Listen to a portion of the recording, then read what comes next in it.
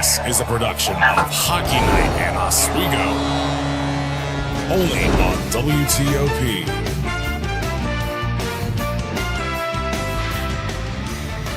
It might be a little toasty in here, but that doesn't take away from the magnitude of this matchup between the Oswego State women's hockey team and the Canton Kangaroos in Game 3 of this Saturday matinee here on WTOP 10.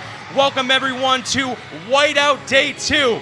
I'm Alex Brooks, a little different up here. Alongside me is Maddie Flood, Sydney Selleck, and Sammy Sozio. And guys, it is Whiteout Day 2, a whiteout celebration here in the Deborah F. Stanley Arena. How are we feeling about this matchup? I'm feeling really good about this matchup. I think both teams are going to want the win, and just the energy in here already is feeling pretty electric, and I'm excited to see how this goes. I think it's going to be a great matchup today.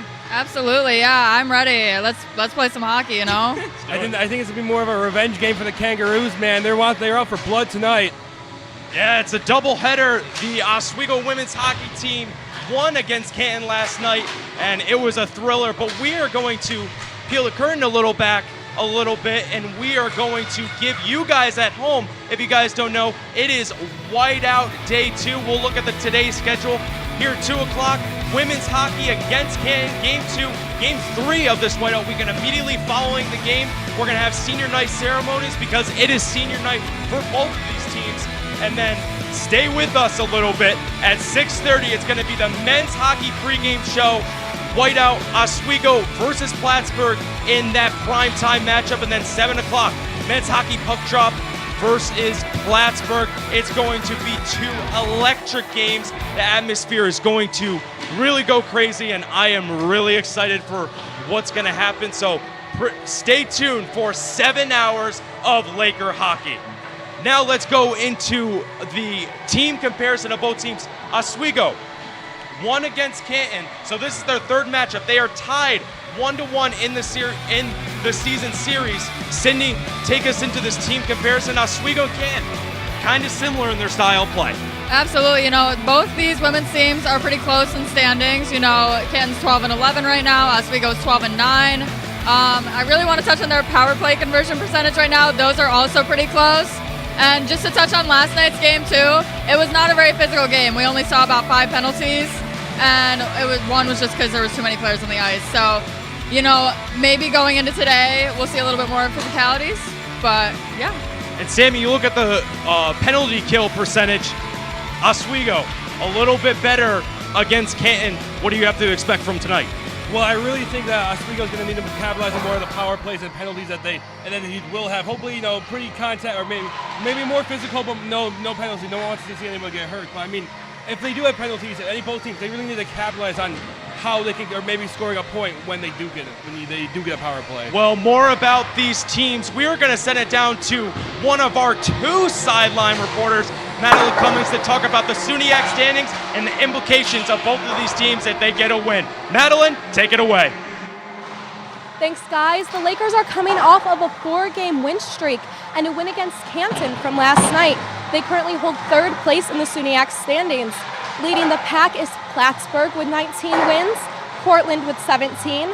Oswego is in 3rd place with 12, followed by Canton also with 12 wins, Morrisville with 10, and Potsdam with 9.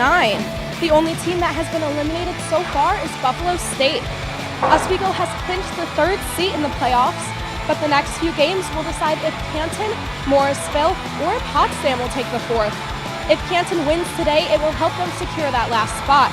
A loss today could be detrimental to their team and their playoff chances. Coming up, a coach's perspective, Oswego's, and senior night. All of that and more after the break.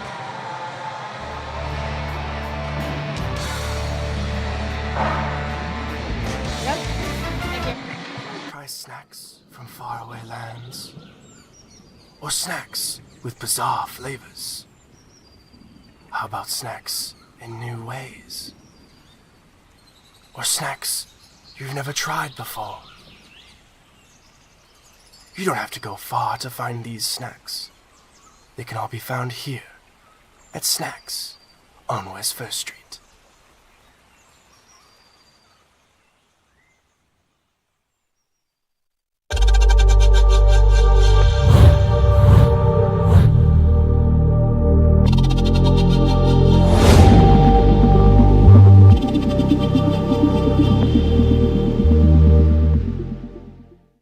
Say, President Stanley, whenever there's bad weather, who would you turn to? I'd turn to Storm Team 10. No, right but you've here. got to say it like this. Storm Team 10. Say it with me. Storm Team 10.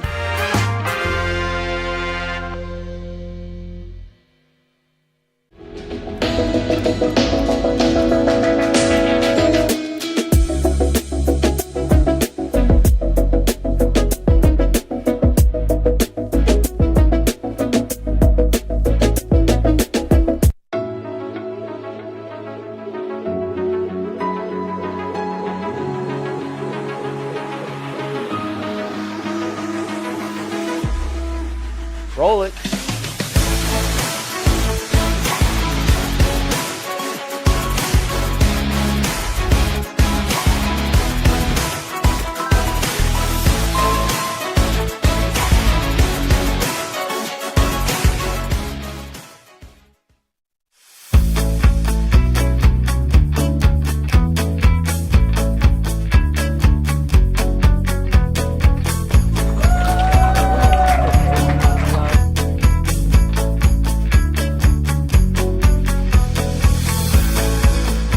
Jill told me it was Kitty from Glee. Yeah, what is it? Al Roker.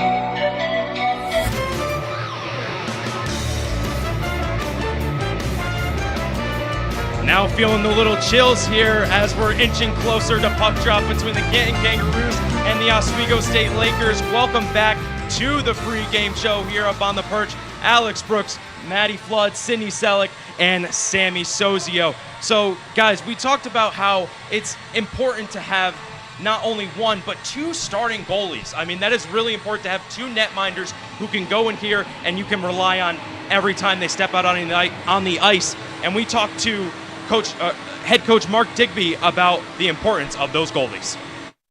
It's really nice, I think, when you can get one goalie that is playing as well as Lexi is consistently. That says a lot about just the freedom that the team can play with, because they're not holding the sticks too tight. Like, if I make a mistake, it's going to end up in the back of our net. It's, well, if I make a mistake, Lexi's probably going to bail us out, right? And then with the opportunities that Hannah's had, you know, as a first-year goalie, to be able to step up in some of the games that she's been given and perform to that level. Yeah, and it's really important to hear from Coach Digby about how Hannah Skabnak and Lexi Levy can go in net and really dominate. And Maddie, I just want to see at the goalie comparison, you know, Lexi Levy, she starts most of these games. She had a really great game against Canton, but Hannah Skabnak, she's up there right with Levy.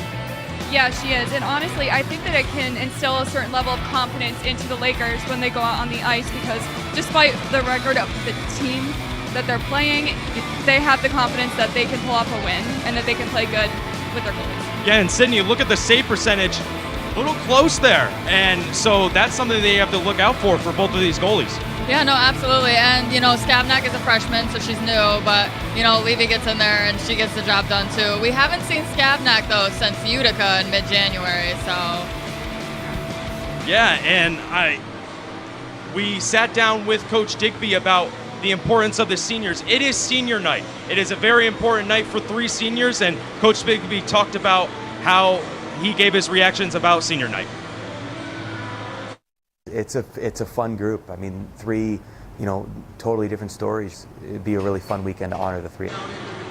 Kenzie Malone, and so the seniors are really important. Obviously, senior night, they're honoring three seniors today, and it is really important. I mean, it's a really important day for the seniors. No, absolutely. I mean, I did sports in high school, and senior night always meant so much to the seniors. Like, it's kind of their, like, moving on ceremony, you know, like, and typically senior nights are, like, last home games. So, you know, once we get into playoffs, it's all in the air about, you know, where we go and what we do and how long it's going to last. So it's really just like a celebration of the seniors. I agree. Senior night is a very special night for not only the seniors, but maybe the seniors' parents, too, because they're watching their kids, you know, grow up.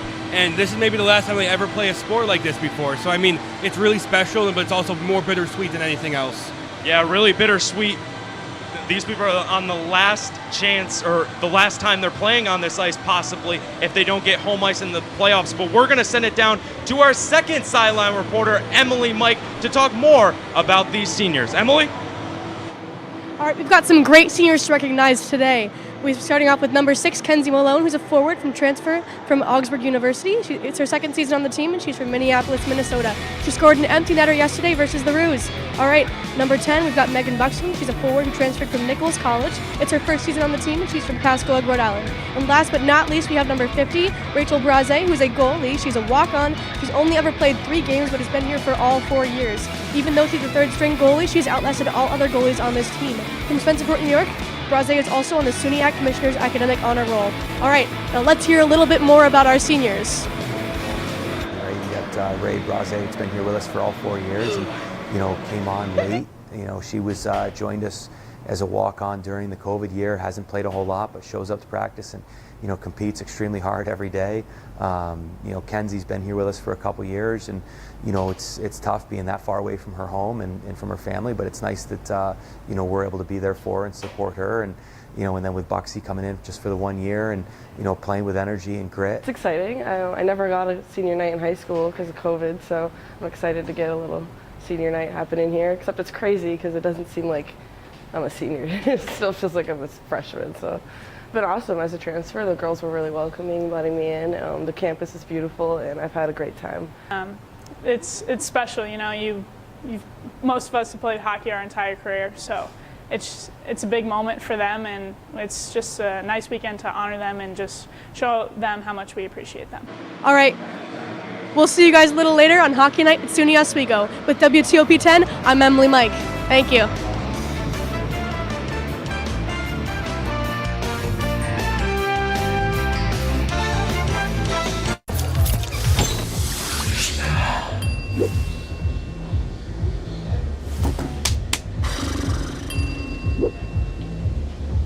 If you need to do something to feel okay to drive, you're not okay to drive. Don't drive buzzed.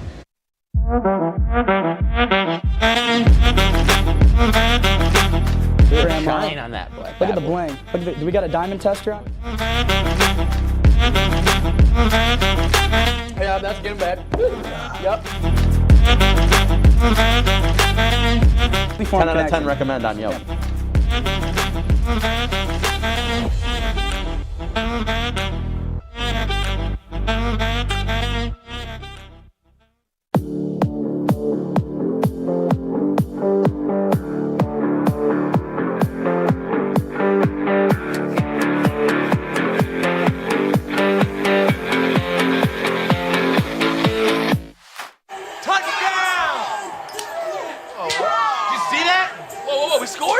We're going to the playoffs. I can't believe I missed that.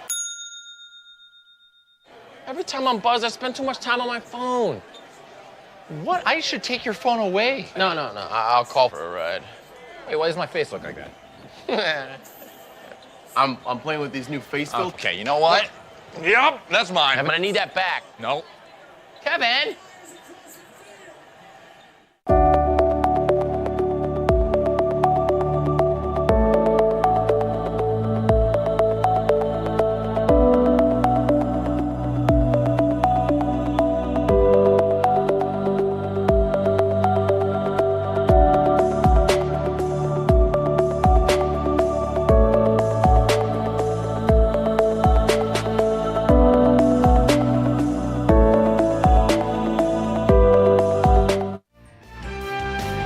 The juices are flowing. Everyone is getting ready for this first game this Saturday night versus the Canton Kangaroos and the Oswego State Lakers. And we want to welcome you back to the pregame show. Alex Brooks, Maddie Flood, Sydney Selleck, and Sammy Sozio here. And we are going to take a look at the top scorers for Canton. Canton coming in here. We got Danica Lalone, Desiree Snook, and Riley Ansell.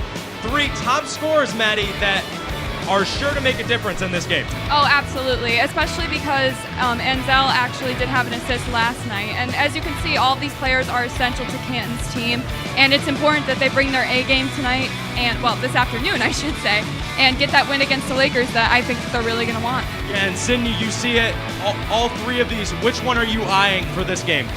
You know, I'm going to be honest. I'm eyeing Riley and Zell. I know it doesn't say it on the screen, but 96 shots on goal this season. So, you know, she's only got 6 goals, but she's still taking those shots and, you know, taking advantage of those opportunities. So she's one to watch. Yeah, and Sammy Lalonde, she has 13 goals. She's the goal scorer for this Canton team. She's sure to make an impact tonight. Oh, absolutely. I really think that the defense is going to watch out for her. I think they're going to watch out for all 3 of these girls, but right now I think the Lakers need to take their defense one step at a time, maybe start locking down a little bit, because if they don't lock these 3 down, or if they don't lock the entire team down, they'll have to lose this game. Yeah, and we sat down, speaking of Lalonde, we sat down with her for an exclusive interview about her personal success and how her team makes her the best athlete for herself. I think that our coaches, Kaylee and JJ, do a very good job at helping us stay motivated and looking at the positives instead of the negatives with everything.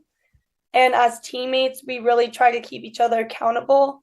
So I think that really helps us succeed as well. And overall, I think that my personal success really just is a reflection from my teammates and my linesmates. Well, we want to thank Danica for that sit-down interview. We really appreciate it.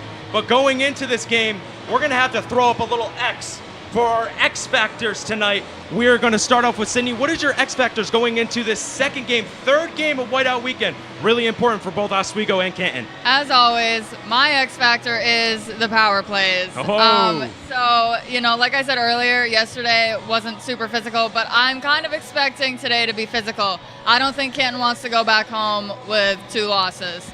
So, yeah, just both teams emphasizing on the power plays and just seeking those opportunities.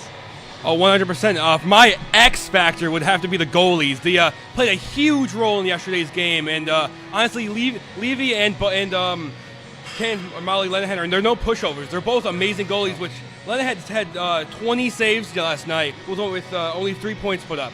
I really think that these are going to be the turning point of the game.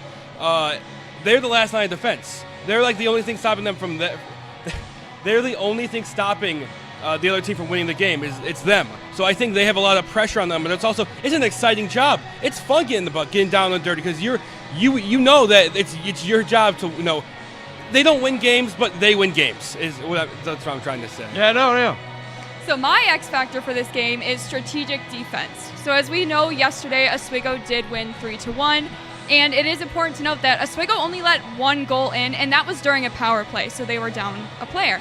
So I think that if both teams want to get this win, defense is going to be the key. I think that they need to keep their guard up, don't get too comfortable, and just bring their A game today. And Maddie, I'll throw the question to you. We talk about defense. You talk about how important it is for defense, and versus Canton in the first game, it was only 1-0. This next game was 3-1, so a very defensive game. How do you expect going into this matchup? Do you think the offenses are going to come out firing, or do you think the defenses are going to hold their own for the third matchup?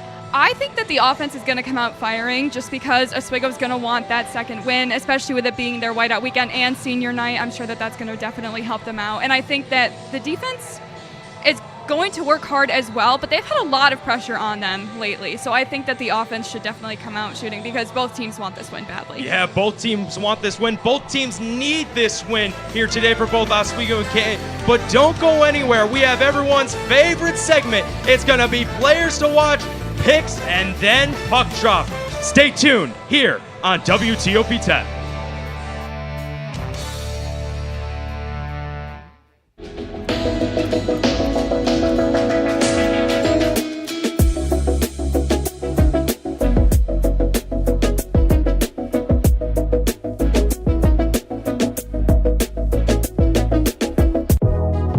Welcome back to Major Discussions.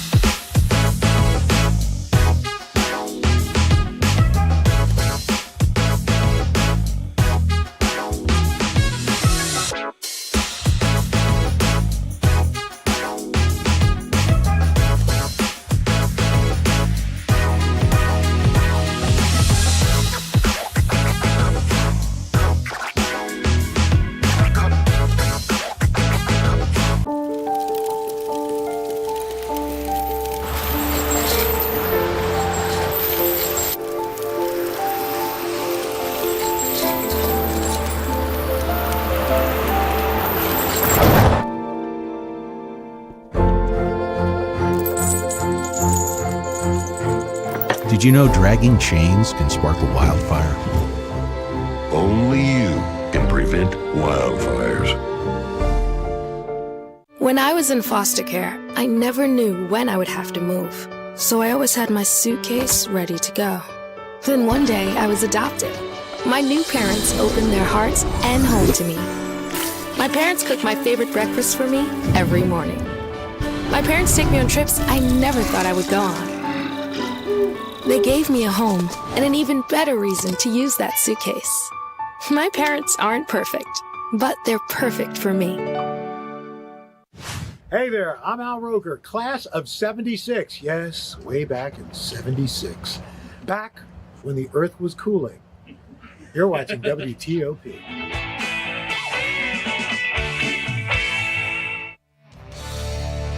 The lights are going down, and that only means one thing, and we are really close to puck drop here on Game 3 of this whiteout celebration. Welcome back to the pregame show. Alex Brooks, Maddie Flood, Sydney Selleck, Sammy Sozio, a lot of names that I have to go through. And speaking of names, we got some players out on the ice to watch. I'll start with you, Sydney. Who's your player to watch? Absolutely. I have forward number 12, Tessa Mucha. She's a junior. We saw Tessa on the boards last night against Potsdam with a goal, Canton with a goal in the second period. But something overall from the season, I've noticed that no matter what, Tessa still puts herself on the board, whether she makes a goal or she does an assist or she's taking shots here and there. So she's definitely a player to watch tonight. I agree. My player to watch is Mac Attack Hull, man. I feel like you hear her name every game, but for great reason. Hull is tied with Ashley McGrath for highest points on the season, and it seems like the defense crumbles every time she gets the puck. With yesterday being the first game in 5 games she didn't score, she could be looking for a revenge goal on Canton to start her streak back up. My player to watch today is number 21, Riley Anzel of the Canton Kangaroos. She recorded 1 assist yesterday against the Lakers and took 8 shots. So obviously she stood out during the game. But what I find incredibly impressive is that she has 96 shots this season as a freshman. Wow. So clearly she takes advantage of the opportunities when presented, and I think she's going to be an asset to this game today. Yeah, Riley Anzel, she was the one who scored the only goal in that Canton matchup, that previous matchup, the first matchup in this, and now in the second game she got an assist, so someone that really we should be looking out for. But before we get to puck drop, as the crowd is cheering, we're gonna get into our picks. Sydney, start us off. My prediction is 3-1 Oswego. Oswego seems to be on a little bit of a winning streak, and yeah. I have to be a little unoriginal here. Mine's also 3-1. Yesterday it won me my first ever lucky. I got lucky yesterday with 3-1. Had a 4-game winning streak 3-1. So why not break it right now? Let's keep it up, right? I think it's their lucky number. Yeah, as a freshman, you're getting your first pick right. I mean, come on. What can I say, I've been man? up here for 3 years and I haven't even got it. What can I say? Right. Maddie, you can go. My prediction for today's game is going to be 4-2 Oswego. I think both teams are going to want this win. Both are going to bring their A game, but I think in the end the Lakers are going to end up taking this win today. Oh, that only means one thing, is I'm taking 2-1 Oswego. Oswego across the board. Hopefully we didn't jinx this right here. And man, it's going to be a really great game, really interesting game, and it's going to be something that we have to look out for. But we are going to send it over to our play-by-play and color, Lucas McGarry and Nick Mason. They are going to take over here, and we're going to send it over right now. Lucas, Nick, take it away, boys. Ladies and gentlemen, welcome to the Deborah F. Stanley Arena. I am here with my color commentator today, Nick Mason, and we are so excited. It is Whiteout Weekend, game 1 of 2 today. We got the women's game first, taking on SUNY Canton, and I'm just so excited for this game. Whiteout Weekend is the best time of the year for SUNY Oswego, and everyone is excited. Nick, how are you feeling? Oswego, it's Whiteout Weekend is our weekend here. We have the Super Bowl, but for Oswego, Whiteout is what we're here for. Sports Illustrated once referred to the Canton, I apologize, the women are playing Canton, but the Plattsburgh and Oswego rivalry is one of the most underrated rivalry in all of college sports, and we turn that rivalry into Whiteout Weekend, so this weekend is huge for us. Yeah, I mean, doesn't get better than that. Sports Illustrated, one of the top sports brands in the world, and for them to mention Whiteout, just even mention it, is just so impressive. And I'm so excited for this game. We got Oswego, we got Canton. They played last night. It was a good game. Oswego came out with the win, 3-1. And today, this afternoon, we got them another rematch, and it's a new game for everyone. We have Rachel Braze, who's starting in goal, the senior for the Lakers, and this is her first time ever starting. So it's going to be really interesting to see how she plays. Nick, what do you think? It's going to be different because of different goalie play, but Oswego looked like the better team when they played yesterday. So I think the result could stay the same, but you never know because goalie is probably the most important position on the ice. So with a new goalie starting for Oswego, the game could go a little bit different tonight. Yeah, absolutely. We are going to take a quick break. Thank you for watching, everyone. Stay tuned, but we're going to send it away.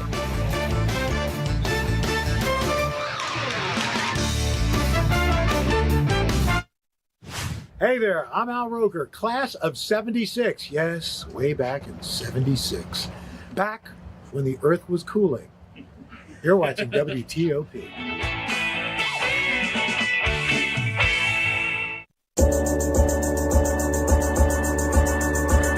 The Kinda Late Show with Chloe and Anna.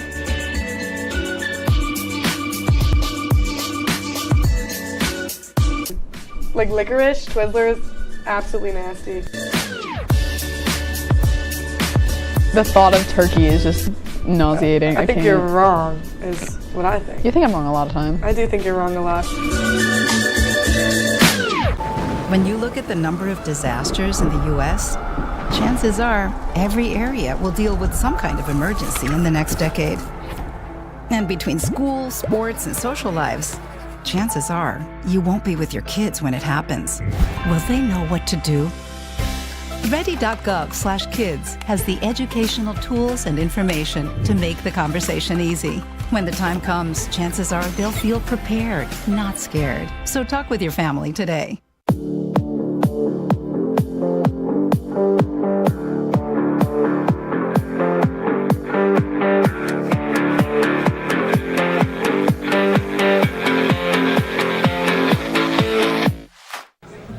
Put the keys down, Kevin. But I'm gonna drive home. There are several warning signs present that you shouldn't be driving. I guess I have really been looking for love in this dating app. Yep, I'm definitely gonna call a ride home.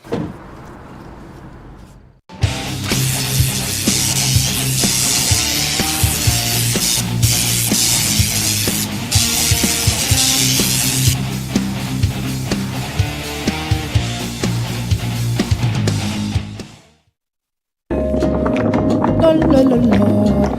Free. La la la la la la. La la la la. Free.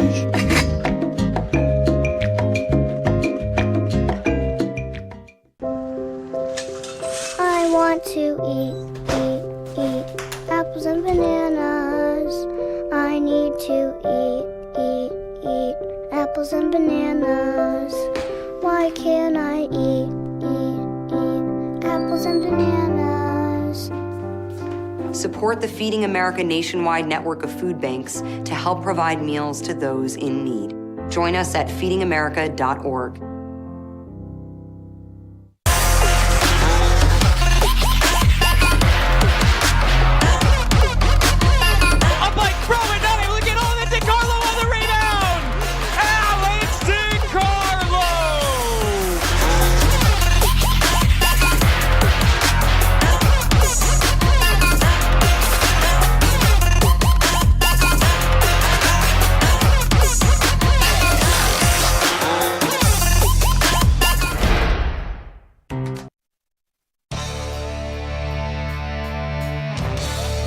Deborah F. Stanley Arena. We are here live for Game 1 of 2 of Whiteout Weekend. I am here with my broadcast partner, Nick Mason. Nick, how you feeling about today's game? I'm feeling good about today's game. It was a good matchup.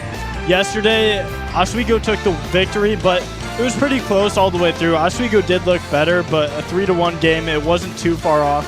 Oswego's got the yellow uniforms on today. They're looking good.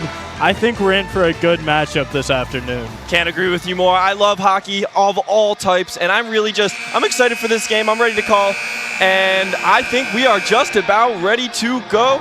And coming off that 3-1 loss, I'm sure that Kaylee Grant, head coach of SUNY Canton, is going to have some changes made. And as always, Mark Digby, the head coach of the women's team for our Oswego Lakers.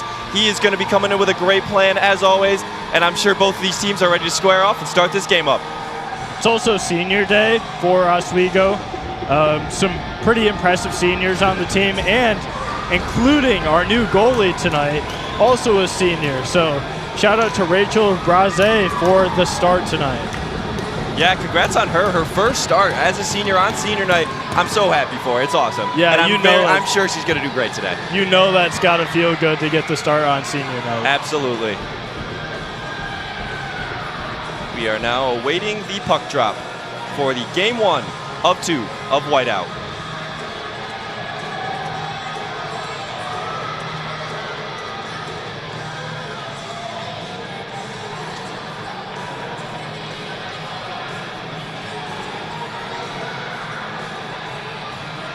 Yeah, we are just waiting for the puck drop. I think there might be some technical difficulties with the scoreboard right now. I'm not seeing 20 on the clock, as we know, 20 minutes in a period. But yeah, everybody's just skating around right now, kind of just waiting for this game to start. Yeah, just little. I think we have some technical difficulties, so apologies for that. Not our technical difficulties. We're just waiting on the scoreboard to start. There were some clock difficulties yesterday at the game as well, so it's unfortunate to see that. I'm sure the Lakers and the Kangaroos are pretty anxious to get playing right now. Who wouldn't be? You're just itching to go. I mean, you're right here. They're on the ice, and they're just waiting. And, yep, still nothing as of right now. Don't know what's going on. Someone's got to... Oh, wait. I think we might see a 20. There we go. There is the 20-minute mark. So that means we are ready to go. Game 1 of 2 for Whiteout. There's Malone. Malone won the face-off. Megan Buxton. Malone with the puck. Rips it to Corbett. Corbett with the shot and the miss. Buxton now with the puck. Canton swings it around to the other end. 23 Lalonde with the puck. Swings it to her teammate, Pavlasova, who is actually from, where is she from? She is from out of this country, I know that, but it is very impressive of her. Kangaroo with a shot, oh, and a miss. Down at the other end, Lalonde shoots it out. Buxton now with the puck. Stolen by Kangaroo. Shell with the puck now. Corbett now with it. Buxton shoots it up the ice. Kyra O'Keefe now with the puck, trying to fight for it at midcourt. Carpaccio now with the puck, swinging it around to the other side. Lakers trying to shore up that defense right now. Nice block there by Laker. And there is Burke on the attack. Swings it to Corbett. Sydney Valaket with the puck. Nada Ida Leighton missed the shot. Rips shot, missed. Another block for the Lakers. They've already had 2. Braze's looking good so far. Should be very proud of herself. Sydney Valaket with the pass, swings it around to Michaela Young. Burke now with the puck, stolen by Young. Young passes it up to Riley Ansell. Ansell trying to work her way around, but it is stolen by Maya Booth. Booth now around to Simone Bednarik. Bednarik trying to chase it down. Taken up by Sofia Kirkostas. Bit of a fight at mid-ice right now, but Bednarik with a breakaway. Going for it, shoots, scores! What a goal by Simone Bednarik to start this game off strong. Wow. Good for Simone Bednarik. Her downfall this season, she leads the team in assists, she leads the team in shots on goal, but she hasn't been able to find the back of the net. She finds a big goal early for the Oswego State Lakers. It's going to take some pressure off their first starting goalie too. So this is a great start for the senior day, whiteout day in Oswego. Great start for the Lakers, and the puck drop won by the Lakers. Pash Waters with the puck. Now it is swung over to Zemlak. Picked up. Oop, there's a little bit of a scuffle down at the other end of the ice right there. Anna Pavlosova swings it around to the other end. Picked up by Maya Booth. Booth with the long pass, missed. Pavlosova chases it down with Bednarik right on her heels. Pavlosova with the puck. Stolen by McGrath, but a miss. Coley trying to chase down the puck. McKinnon.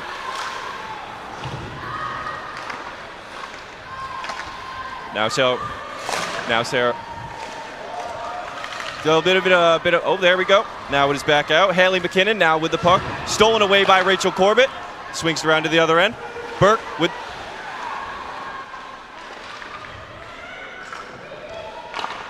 swings it around to the other, tried to swing it around. Didn't get it all. Leah Coley now with the puck. Gives it to Shell. A little bit of a reset for the Lakers. Corbett now with it. Shakes it up herself. Fighting for, both teams fighting for right now. SUNY Canton comes out with it, but it is quickly taken away by Helen Van Dam, excuse me. Megan Buxton now chasing down the puck, but it is ripped away from her by Anna Pavlosova. Muller now trying to fight for it. Not real clear possession of puck right there. Now there's an open puck. Megan Buxton trying to fighting with Grayson Emerton. Now the puck swung up to the other end. And there's an icing call. But now we will swing it down to our, never mind, I apologize for that. But an icing call. And a little bit of a slow start for Canton. Obviously, Oswego had that good goal to start off. Nick, what are you thinking so far? Well, let me just say something about Simone Bednarik. I said that was only her second goal of the year, but a fun fact about her is she played for the Slovakia national team at one point. So she's a solidified player. Good for her to get a goal for Oswego to start. But yeah, Canton, one thing that I noticed from the game yesterday, they can shoot the puck, but with a goalie like Lexi Levy yesterday, they weren't able to score. Yeah. We will swing it down now to our lady behind the glass, Emily Mike. All right, well, we just had an unassisted goal by Simone Bednarik with 2 minutes and 8 seconds into the first period. She just brought it home with no help, no nothing, just absolutely sent it. I think that's great. Now, thank you for that, Emily, very much, and we will get right back into the action. Grip shot by Canton, missed. Ray Zemlak trying to fight for the puck, but it is taken away by Canton. Another shot, blocked by Braze. Zemlak recovers the puck.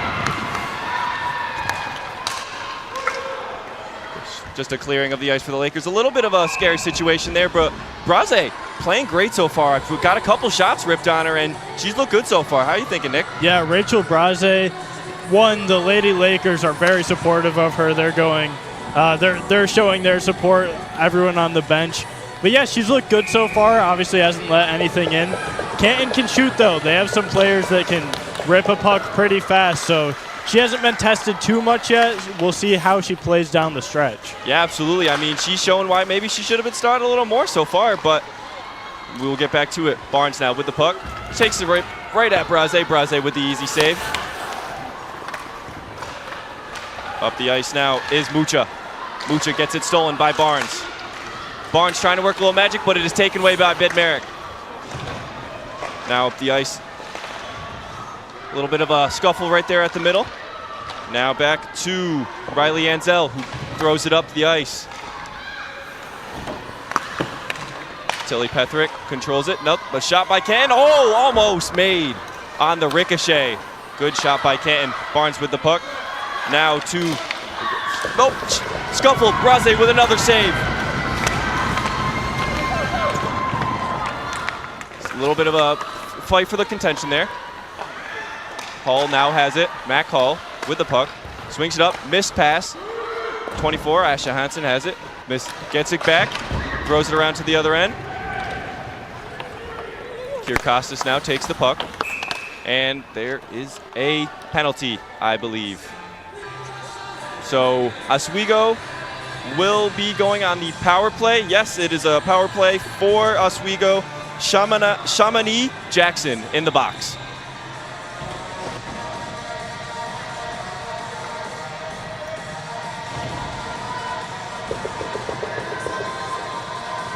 Oswego only has a 14% power play conversion, which is third least in the SUNYAC, but they have the second most power play opportunities in the SUNYAC, so they really haven't been great on them.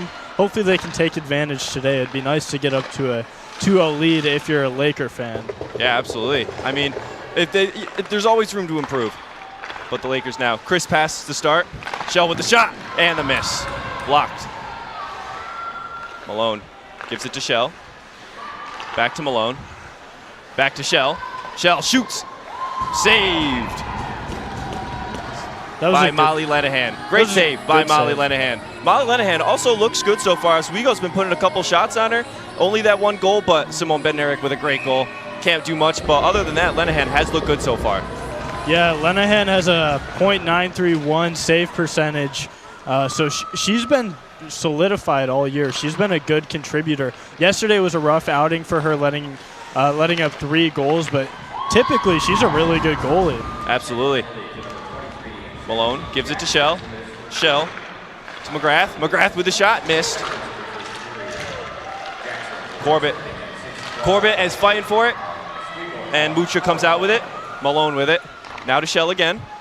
Shell back to Malone. Malone trying to set up a shot. Shoots, misses. And Canton will now swing it to the other end. Braze with a slip on the ice, but she stops the puck. That's all she's got to do. Malone now bringing it up the ice. Gives it to Parenti. Parenti bringing it up. Parenti trying to get control of the puck. Hull swings it around to Malone. Malone now to Coley. Coley now to Hull. Hull playing with it down at the other end of the ice. There's Bednarik. Bednarik gives it to Kierkostas. Kierkostas now battling for that puck. Fighting for it. It is brought out by Parenti. Parenti gives it to Bednarik. Bednarik to Hull. Hull to Coley. Coley with the shot. Saved by Molly Lenahan once again. And the Canton Kangaroos now return to full strength. Oswego spent a lot of time in Canton territory this game. It's been all Oswego so far. They've looked overpowering for the Kangaroos. But yesterday the Kangaroos came out pretty slow against the same Oswego team. And they ended up playing a better second and third period. So it looks like they're starting a little bit slow again today, but we know that they can turn it up a little bit later in the game. Absolutely, yeah. We know how much they could score. You've mentioned it already, but we will jump right back into it. Carbaccio with the puck. Down to Small. Small gives it to Leitonen. Leitonen fighting. Pavlasova. Big scuffle down at the other end, but it is taken away. Pavlasova with it. Now it is stolen away. Oh, it's another bit of scuffle. Big hit there. Pavlasova with the shot and the save by Braze. Given up, sent down to the other side of the ice. That was a good save by Braze. Another great save by Braze. That was a good test of that. That was probably the hardest shot that she's had to defend today, and she did a great job tracking that one, not letting it in the net. So good job by her so far. Braze looked very good, and another. Braze just collapses onto the puck, a little bit too close for comfort, and there will be a puck drop down in Laker territory. Nick, how do you think SUNY Canton's looking so far? SUNY Canton so far looks undisciplined. That's the word I'll use. They look undisciplined because they just can't maintain possession of the puck. They've just been turning it over a lot and not getting too many good looks. So if you're asking me, I don't think they're looking like the team that they can be so far. Malone now with the puck. Gives it up to Ray Zemlak. Zemlak to Booth. Booth with the pass and the miss by Corbett. Zemlak again tries to get it around, but it is stolen away. O'Keefe now with the puck. O'Keefe bringing it up. Miss pass. Maya Booth trying to get it. Brought in by Bednarik. Bednarik to Corbett. Corbett bringing it up herself. Goes for the shot. Saved easily. And another shot. Missed right off the back of the net. Kierkostas now trying to fight it. Bednarik brings it in. Bednarik to Coley. Passes to Hull, who can't bring it in. Hull fighting for it now. Taken away by O'Keefe. O'Keefe bringing it up herself. And just a nice, easy pass towards the other side for a line change. Bednarik now controlling the puck, bringing it up. Bednarik gives it off to Kierkostas, and Kierkostas throws it up. Hull now trying to take the puck back. But it is taken away by Jackson, and Jackson is flying. She's trying for something, but nothing comes out of it. Big hit down at the other end of the ice. Ripped shot, saved. Shot by Valaquette, saved. Valaquette, another shot, blocked, and brought in by Rachel Braze. Braze caught that like it's a pop fly in baseball, tracked it in the air. Nice little grab there, nothing too difficult, but she's looked like she's a veteran. I mean, she is a senior, even though she hasn't started. She looks poised. Yeah, no, I mean, I completely agree. She looks like she is ready to play. This is her night, senior night. She's ready to go. Van Dam now with the puck, swings it around to the other end to Mucha. Mucha passes it up, taken away. But Lizzie Burke now with it. Van Dam misses the pass, has to go back and get it. Van Dam playing with it. Gives it up to Riley Preston. Preston gives back to Preston now. Preston doing what she can. Missed pass. Pavlisova trying to fight for the puck, but Parenti won't let her. And now there's a big collision. Bunch of people are falling, and there's another scuffle. Mucha almost came out with it, but it is taken away by SUNY Canton. McKinnon now with the puck and shoots it up, not too far. And now Chelly Petherick trying to bring it in, but it is slowly brought down by Rachel Braze. Braze's doing what she can. She's controlling the puck. She looks great, but don't give any fault to Molly Lenahan. Only that one goal let up so far. She's looking great too, so I'm really thinking this is going to be a goalie battle. I mean, both look great so far. Both goalies have looked pretty good. I mean, the only goal let up so far was just a one-on-one. That's hard for a goalie, especially with a good player like Simone Bednarik who scored that goal. It's tough to win that as a goalie. So other than that, you know, both goalies have looked pretty good tonight. Yeah, absolutely. Missed attempt there by Tadia. Now it is brought up the ice by SUNY Canton, and just a nice easy pass at Braze, saved easily. Big scuffle down at the other end. Bunch of players fighting for it. Who will come out with it? And still fighting for it. Thrown away by Tilly Petherick, but is brought in by Valaquette. Valaquette to Ashton Morris. Valaquette takes it back. Still keeps it in the neutral zone. Shot blocked. Petherick trying to get the puck. Petherick does get the puck. Gives it up. But it is thrown down to the other side of the ice, and Valaquette will bring the puck back up. Another line change for both teams. McArity takes the shot, ripped, missed.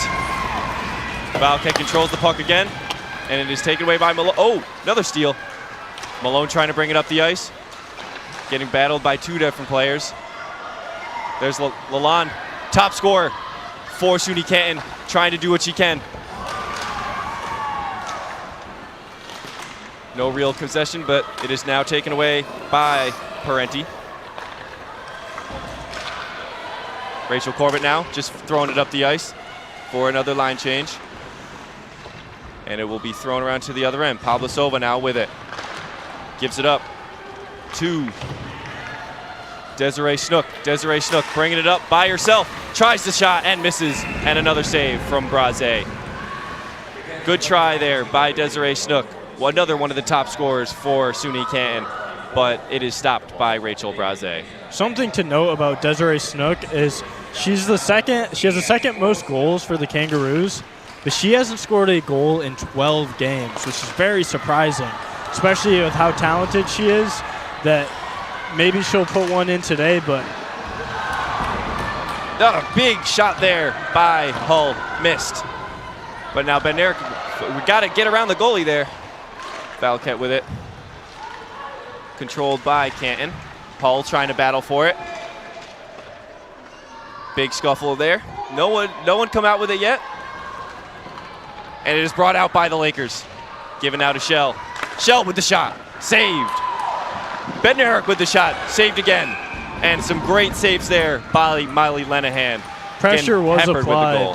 Lenahan stood very poised and strong in the net there. Multiple shots rated at her. I want to finish my thought about Desiree Snook.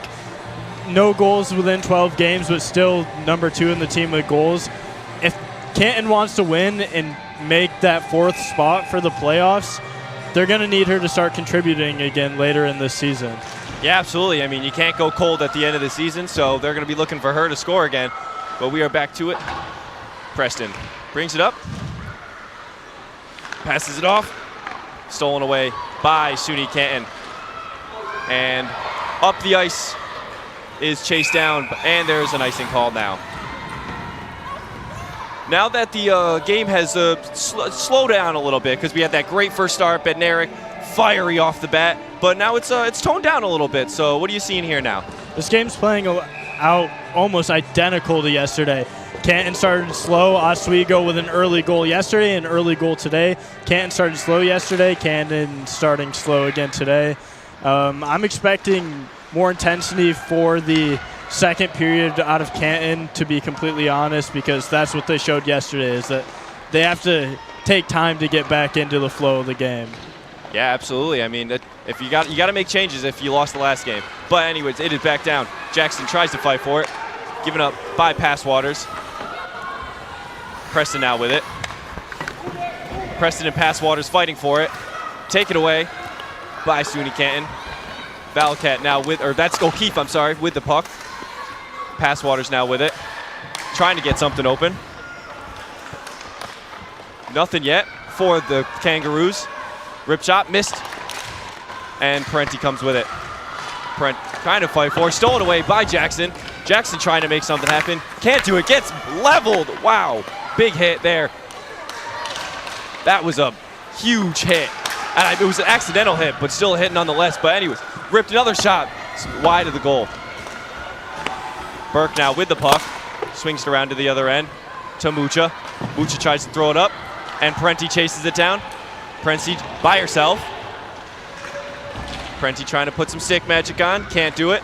Swings it back around to Zemlak. Zemlak gives it back. Now it's Muller down at the other end. Tadia now with it. Tadia and Muller fighting over it. Booth now with the puck. Booth shoots, misses wide left. Zemlak with the puck, misses it. O'Keefe now bringing it up the ice. Lalonde gets it. Top scorer. Tries to make a move, doesn't get it. Booth with the great defense. Now Tadia's battling for it with O'Keefe. Tadia came back with it. Caraccio stops it from going down. Now Tadia and Caraccio. Another fight for it, right at middle ice. And Tadia comes out with it.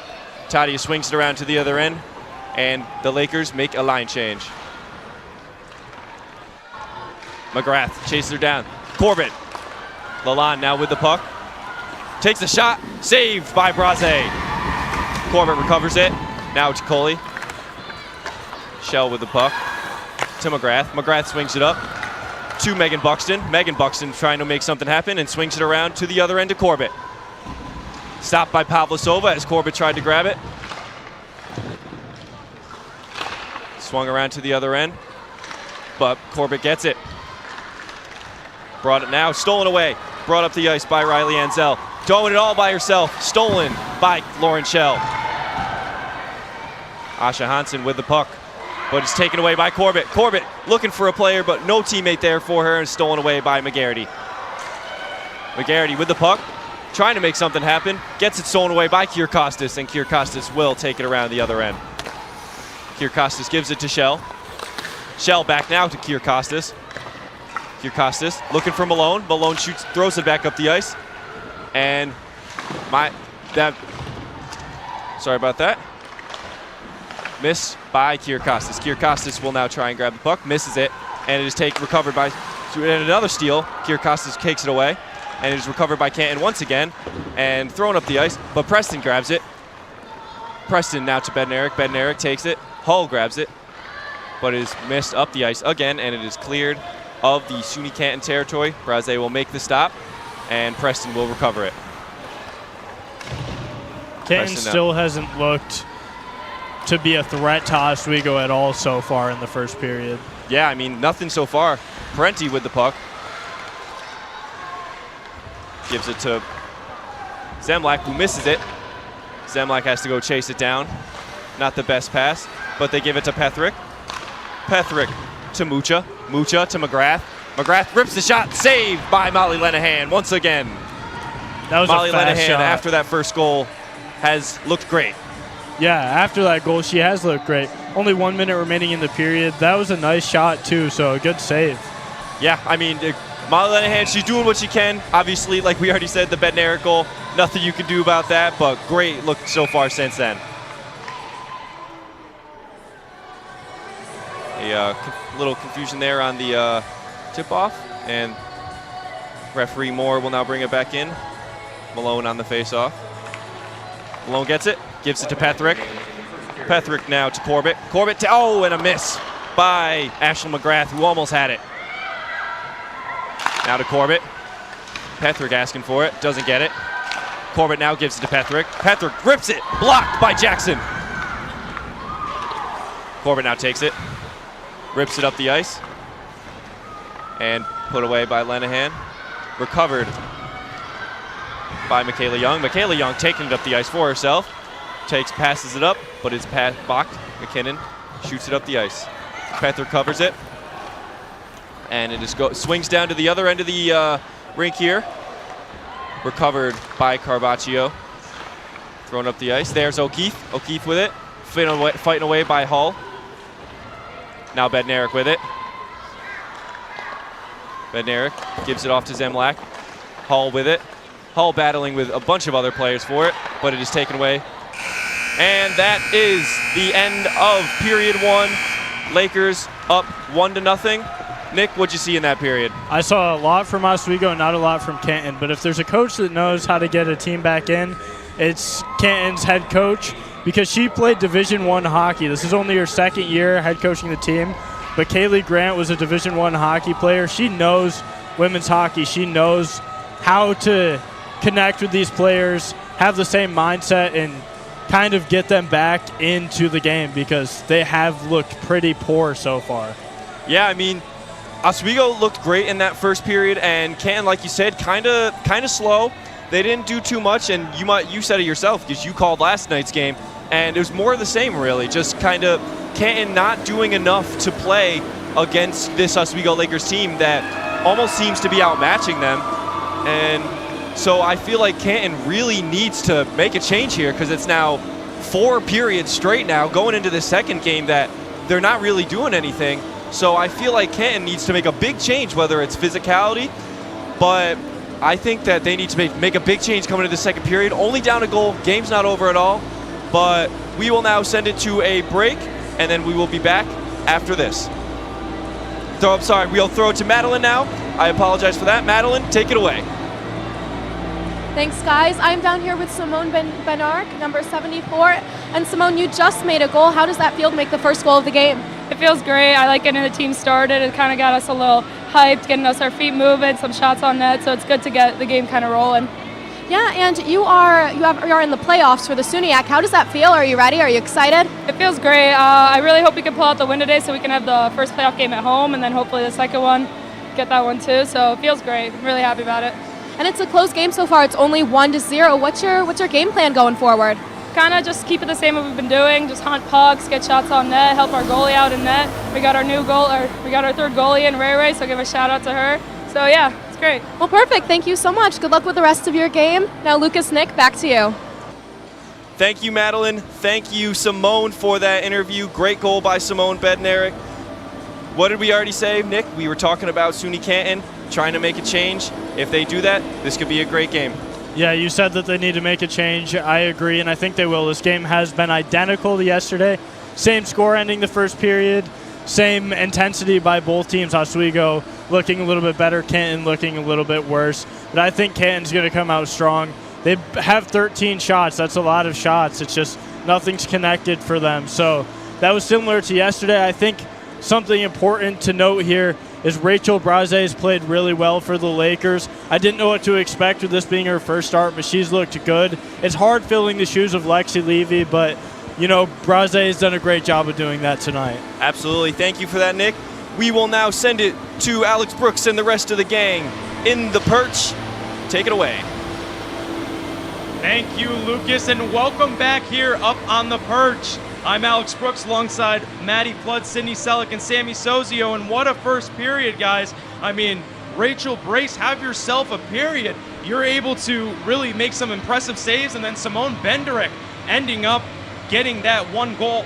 Last night's game was 1-0 after one. Now tonight's game is 1-0 after one. So some consistency for this Oswego team. Sydney, what did you see from that first period? Absolutely. So, they came out strong, had that first goal in the first couple minutes. I feel like it kind of woke Canton up. They're like, okay, we're here. I want to talk about that power play for a second. I think Oswego was able to emphasize on it because they kept it up in the offensive zone. They really just kept their energy up, and it was a really good start to a game.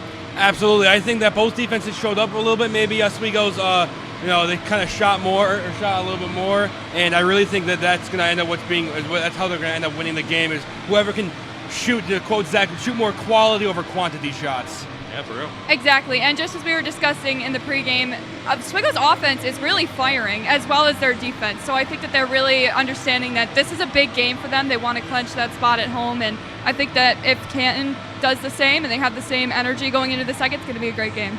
Yeah, it's sure going to be a great game, but don't go anywhere. We'll have more intermission coverage after this break. You are watching Whiteout Weekend coverage on WTOP 10.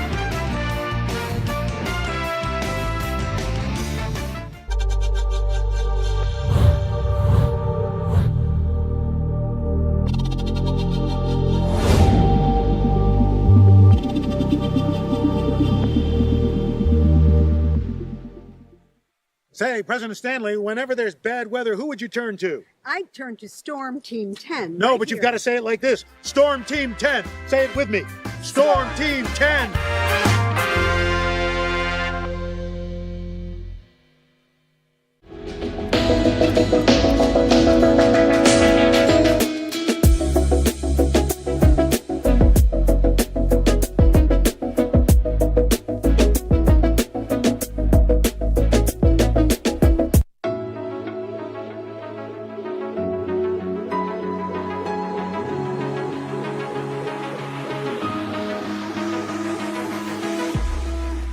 Roll it.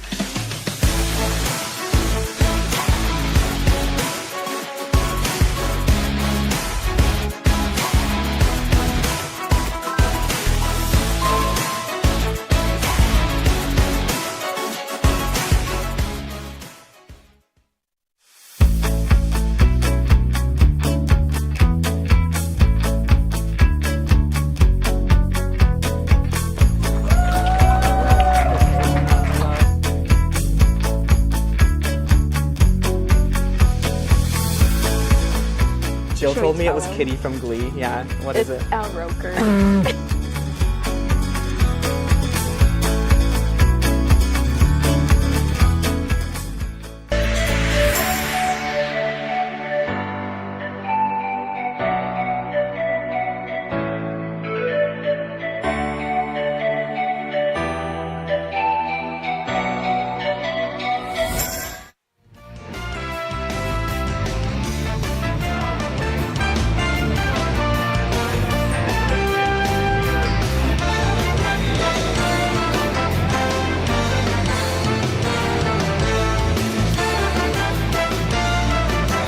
Welcome back to the first intermission report here in the Deborah F. Stanley Arena as the Oswego State Lakers are up 1-0 over the Canton Kangaroos for the second time in these two games. Welcome back to the intermission report. I'm Alex Brooks. You already know who these people are. Maddie Flood, Sydney Selleck, Sammy Sozio. And guys, I mean, it was, not a lot of offense as we, were expecting. The defense was kind of taking over, something that we should expect going into this game. No, absolutely. I mean, back for Oswego's defense, talk about Blaze, the goalie. So where did she come from, right? Like we were just talking about that. Because in the pregame show, we talked more about the other two goalies. But Brace kind of came out, and she's been killing it down there, not letting anything past her. Yeah, before you get a thought in, okay, Sammy, sorry. Braze played a really great game, but we're going to take a look at the period summary. So, Sammy, you can get your thoughts in here. Oswego up 1-0 after one. You look at the shots, a little close there, but you look at the power play, 0 for 1 on Oswego, nothing for Canton, something that you'll have to look for because the special teams, you know, if people do well in the special teams, they're gonna do well. Absolutely. Again, we talked about the power play yesterday. We talked about it again today. These are the most important things to capitalize on. You have an advantage against the other team. Use it.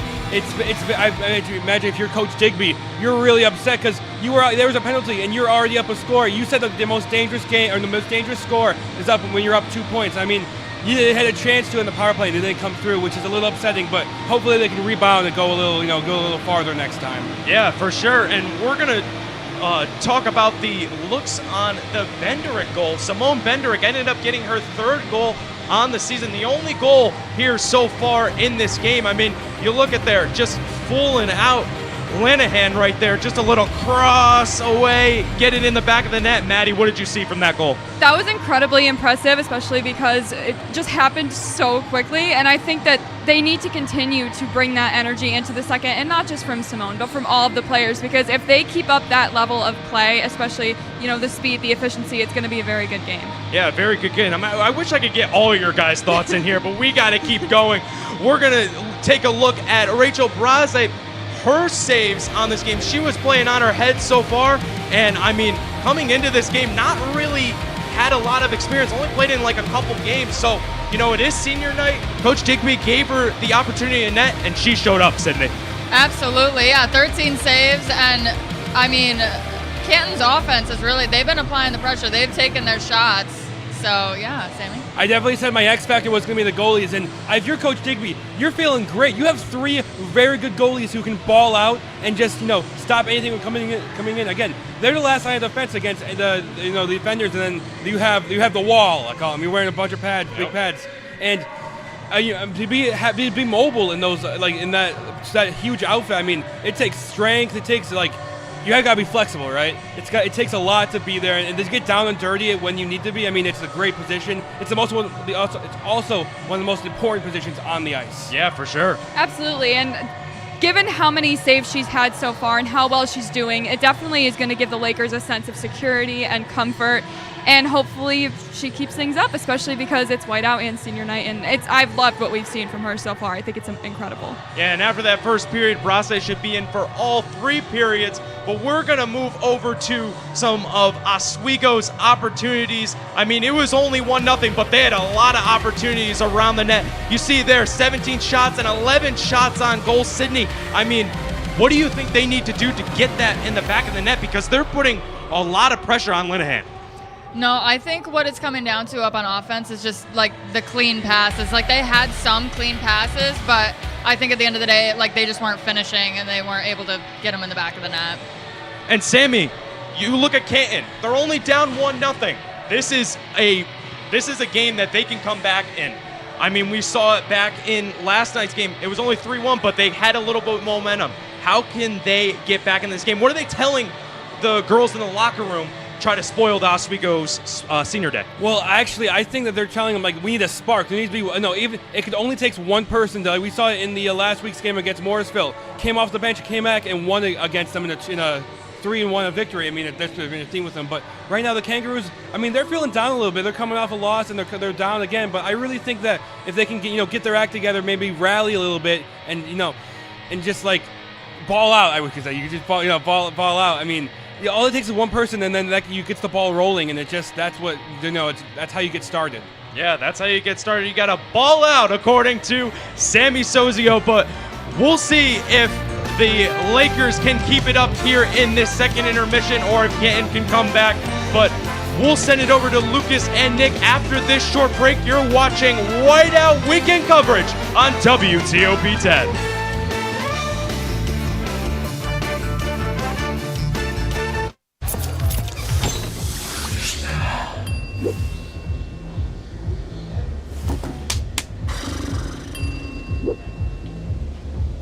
If you need to do something to feel okay to drive, you're not okay to drive. Don't drive buzzed.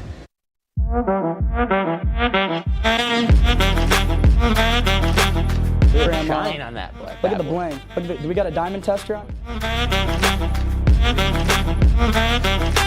Yeah, that's getting bad. Yep. 10 out of 10 recommend on Yelp.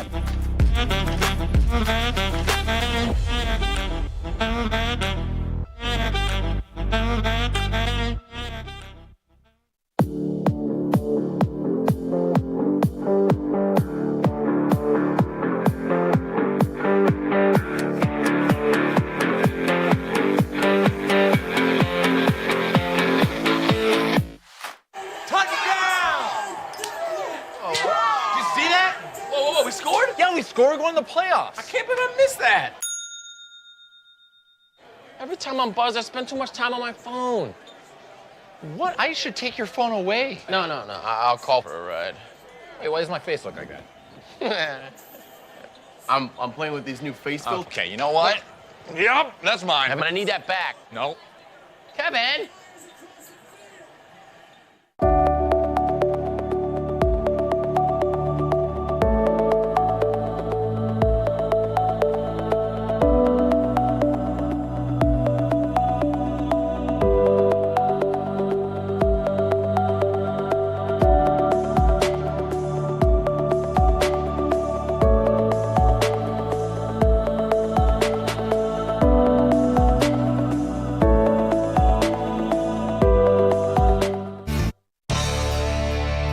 Welcome back, everyone, to the Deborah F. Stanley Arena for Period 2 of this whiteout weekend. We have the SUNY Oswego Lakers taking on the SUNY Canton Kangaroos. Nick, how are we feeling so far? So far, Oswego's look good, Canton's look bad, but I know that Coach Grant definitely talked up the Kangaroos during the break because that's not acceptable to come out slow 2 games in a row against the same team. But of course, Coach Digby's going to have Oswego ready for the second period. They're not going to let off the gas. They're going to try to keep this lead and maybe even extend it here. Absolutely, I totally agree. We do actually have a goalie change. Lexi Levy will be taking over for Rachel Braze. Nothing to fault Rachel Braze. She had an amazing period. She had 13 saves, no goals allowed. Impressive by Rachel Braze on her senior night. Congrats to her. And Levy will be taking over now in goal. Yeah, like you said, there's no fault there to Braze. She played great, excellent during the first period. She got her time on senior night. She contributed to this team. They're going to get Lexi Levy back in because Oswego has clinched a playoff spot, so they want to get her as many reps as possible. Yeah, absolutely. And I mean, they're still jockeying for a possible home playoff appearance because they're only 2 games behind SUNY Cortland right now, so they can easily come back into this if they win out and Cortland doesn't. Yeah, Oswego wants to win out. Face-off won by Snook. And we will start. We are underway. Pass stolen away. Hulk brings it in. Pavlasova now with it. Pavlasova over to Caraccio. Caraccio fighting for it. Ben Eric trying to get it. Missed shot by Mac Hull. Someone has lost the stick. Ben Eric trying to steal it away. And a delayed penalty, I believe. Or Molly Lenahan lost her stick. So we will have a stoppage in play for the stick loss. And then we will get right back into it. A loose stick on the ice, a loose glove for the goalie. That was chaotic there. Yeah. For Canton, something I want to mention is they won that opening faceoff there, but Oswego was 80% win rate on the faceoffs in the first period.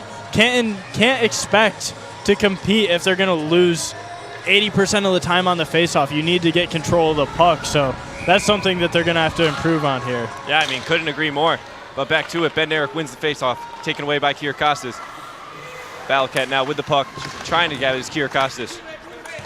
Ben Eric now with the puck. Brought up the ice now by Victoria McGarity. Given to Riley Ansell. Tries for it, saved by Levy. And it is collected in by Bednarik. Bednarik to Kier Costas. Kier Costas bringing it up the ice. Swings it around, chases it back down, and an icing call on on Sofia Kirkostas. So there will be an icing call. I figured she would try and chase it down, but a little early on that pass up the ice, so there will be an icing call. Bring it down to the other end. It's still early in this game, but if Canton ends up losing this game, they have to watch out for Morrisville, who's playing Buff State. Buff State is 0-14 in the SUNYAC, and so that might be a win, or in theory, Morrisville probably has the advantage there. And if they do, they could end up stealing Canton's spot in the playoffs. Yeah, absolutely. I mean, every team is fighting for a spot right now that still hasn't clinched. It's all close. But back to the action. Parenti with the puck. Gives it up to Ashley McGrath, who passes it away. Now collected by Corbett. Corbett trying to swing it around. Gives it to McGrath. Van Dam asking for it. Doesn't get it. Tried to give it to Corbett, but it is stolen away by Passwaters. Hansen now tries to get it, but it is collected by Cameron Barnes. Cameron swinging it up the ice, but it is taken away by Riley Preston.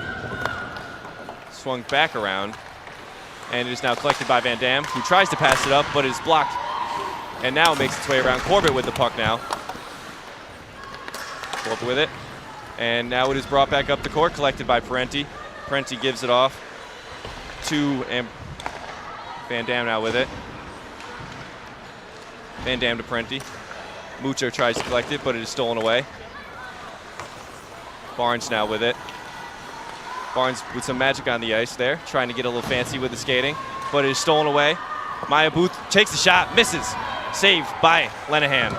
And now it swings back the other way for a line change. Burke to Zemlak.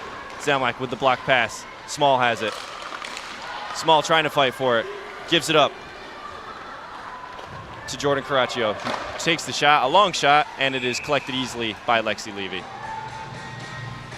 How are you feeling so far after the first 3 minutes of the game have gone by, Nick? Yeah, after the first 3 minutes of the second period, there hasn't been too much action so far, I'm not going to lie to you. Lexi Levy's in the game now. She hasn't let anything in so far, but I think this is going to make it even harder for Canton to make a comeback. Even though they're only down one, Lexi Levy is pretty solid. Actually, the Lakers are 10-4 when they have the first goal of the game. So, especially at home where Oswego plays better, it's going to be tough for Canton. Ripped shot by Plavzova, missed right. But it is collected again. Now Parenti with it. Parenti get it stolen away by Desiree Snook. Snook to O'Keefe, shoots, saved by Levy. Booth now with it. Zemlak tries to grab it but misses. Snook with it. Snook swings it around. Booth collects, excuse me. Booth now up the ice. Mucha misses the pass. O'Keefe with it, but throws it back up. And another icing call down below. Has Oswego looked different to you? Because they've looked a little different so far. I mean, it's early, but I feel like they're not playing with the same speed that they were in that first period. They're not, I agree.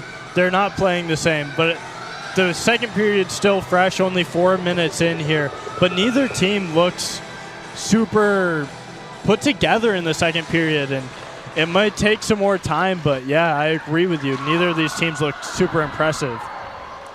Back to the action. Ansel collects the pass, trying to make some action on their own, but it's collected by Leighton. Leighton tries to pass it away, but it is stolen away.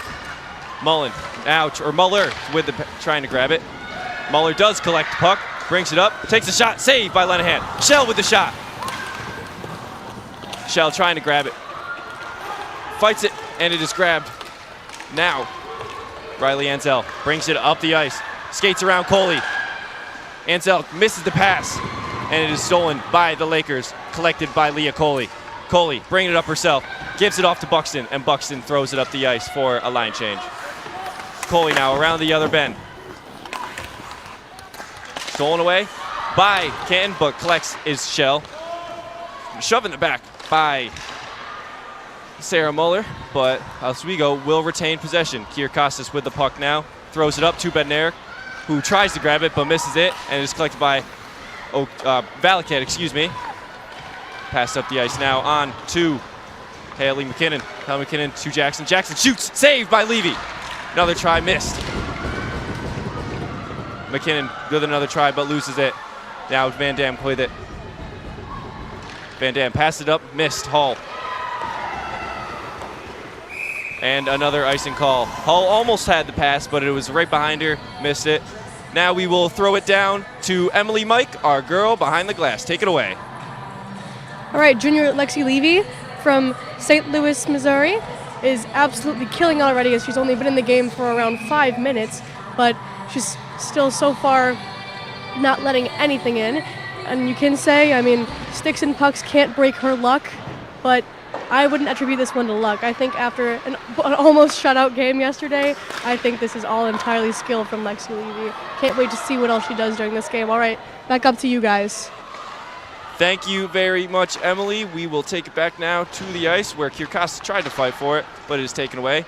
Van Dam with it, gives it up to Hull. Hull will bring it up herself and shoots it down the ice.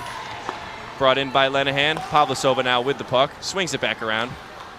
Pavlasova with some fancy puck work, tries to make something happen and moving it all the way up herself, and then eventually gives it off to Snook, but Snook loses it. Pethrick now with it. Pavlasova now retains it. O'Keefe tries to grab it but misses. Zemlak now with the puck, throws it around, and Corbett collects. Corbett and Pavlasova fighting down below for the puck. Multiple players now trying to fight for it, but it's brought away by Corbett, and Corbett passes it to the other end to Ashley McGrath. McGrath swings it around to the other end where Corbett is waiting to collect. Corbett passes it off. And now it is brought up the other end by O'Keefe after a missed play. O'Keefe trying her best to get around that defender right there, but it is stolen away, and Zemlak will take it. Never mind, it is Billy Pethrick who steals it instead. Now Zemlak has collected it, and she swings it up. Never mind, doesn't swing it up. Pethrick now trying to chase it down. Pethrick now with it. Burke to Malone. Malone gives it to Mucha. Mucha gets it stolen away by Valaket. Canton now trying to make something happen. Emberton throws it up. Coley collects. Another fight at the glass, right in front of the Oswego fans, who are pounding on the glass. Scuffle. No one has it yet. Still trying, and Shell comes out with it. Shell with a little fancy footwork, passes it off to Coley, and Coley swings it up, but it is taken away by McGarity, and the SUNY Canton Kangaroos will reset. We're nearly halfway through the second period, and this whole period to this point has been pretty messy by both teams. Yeah, I mean, it hasn't really been too much offense from either team. It's just kind of been back and forth, no real clear possession. But back to it. Jane Pascoe trying to make something happen, but has it stolen away by Lauren Shell, and Lexi Levy collects. Yeah, like you said, not too much going on, just kind of messy from both teams. I feel like the Lakers might have let off the gas a little, and only with a 1-goal lead, it's not too smart to do that, but SUNY Canton really isn't making any change to really do something about it. It's still 1-0 game. It's still close. We got 12 minutes left, but neither team is looking to really score right here. Yeah, SUNY Canton has not improved since the first period, and that's disappointing to see by them because they need this win. So if they don't change something soon, this could go really bad for them. Absolutely. Now Pavlasova swings it back up the ice, and another reset and an icing call. Oswego, they have, you mentioned this too, they've looked a little different than the first period. Maybe not as much intensity. I think they might rely on some of the seniors tonight on the senior day to bring some intensity back. Kenzie Malone, a senior, has goals in back-to-back games, and also Rachel Corbett, another senior for the Oswego Lakers, has a point in 4 straight games. The Oswego Lakers are on a 4-game win streak, so I think they could rely on some seniors to just get the puck moving in their direction again. Yeah, absolutely. I mean, when it's going slow, you want to look to your veteran, your leaders, to really try and get pumped up, I guess. Yeah. But we will return back to it. Preston now trying to steal it away, and another scuffle at the glass, taken away by SUNY Canton. Riley Ansel tries to pass it to Pavlasova, but misses, and Lenahan will have to collect. Gives it to Carpaccio. who gives it to Pavlosova. Pavlosova, cross ice to Desiree Snook, misses. Kierkostas trying to take advantage, does not, stolen away by Snook. And Pavlosova will now take it up the ice.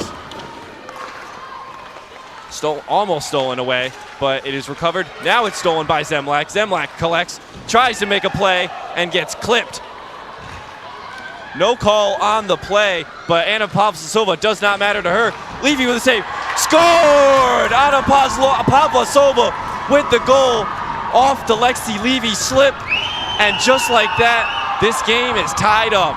It's a tie game. Canton finally got their break there. Great work by Canton to have focus on the rebound. Lexi Levy, very strong in the net. Got the first save, but off the reflection, a Canton Kangaroo was there to put it in backdoor on Lexi Levy, as you see in the replay here. Levy blocks it and just backdoor on Levy. It's hard to get back on the reflection. She wasn't able to get back coast to coast there. Uncharacteristic of Levy, but a great job by Canton. Great focus, way to be there. Yeah, I mean, you can't really say it better than that. Very uncharacteristic, but can't do much of that, and Pavlosova really just took advantage of Levy. It would be tough to save that one. Absolutely. I will agree with that. But that does not, I'm sure that won't defer the Lakers too much. I'm sure they will come back stronger than ever. But SUNY Canton, that was the new life they needed. Just like that, it's an even game. It's a reset. We are back to regularly scheduled action with this pretty much 0-0 game now. 10:45 left on the clock, and we will see how this game goes from here. The scoreboard's even now, but the momentum's obviously in Canton's favor after that goal. Their bench seems pretty hyped up now. Oswego's maybe a little bit quieter than they were earlier, so we'll see how Oswego responds to that goal. Yeah, I mean, can't say it better than that. I agree with you.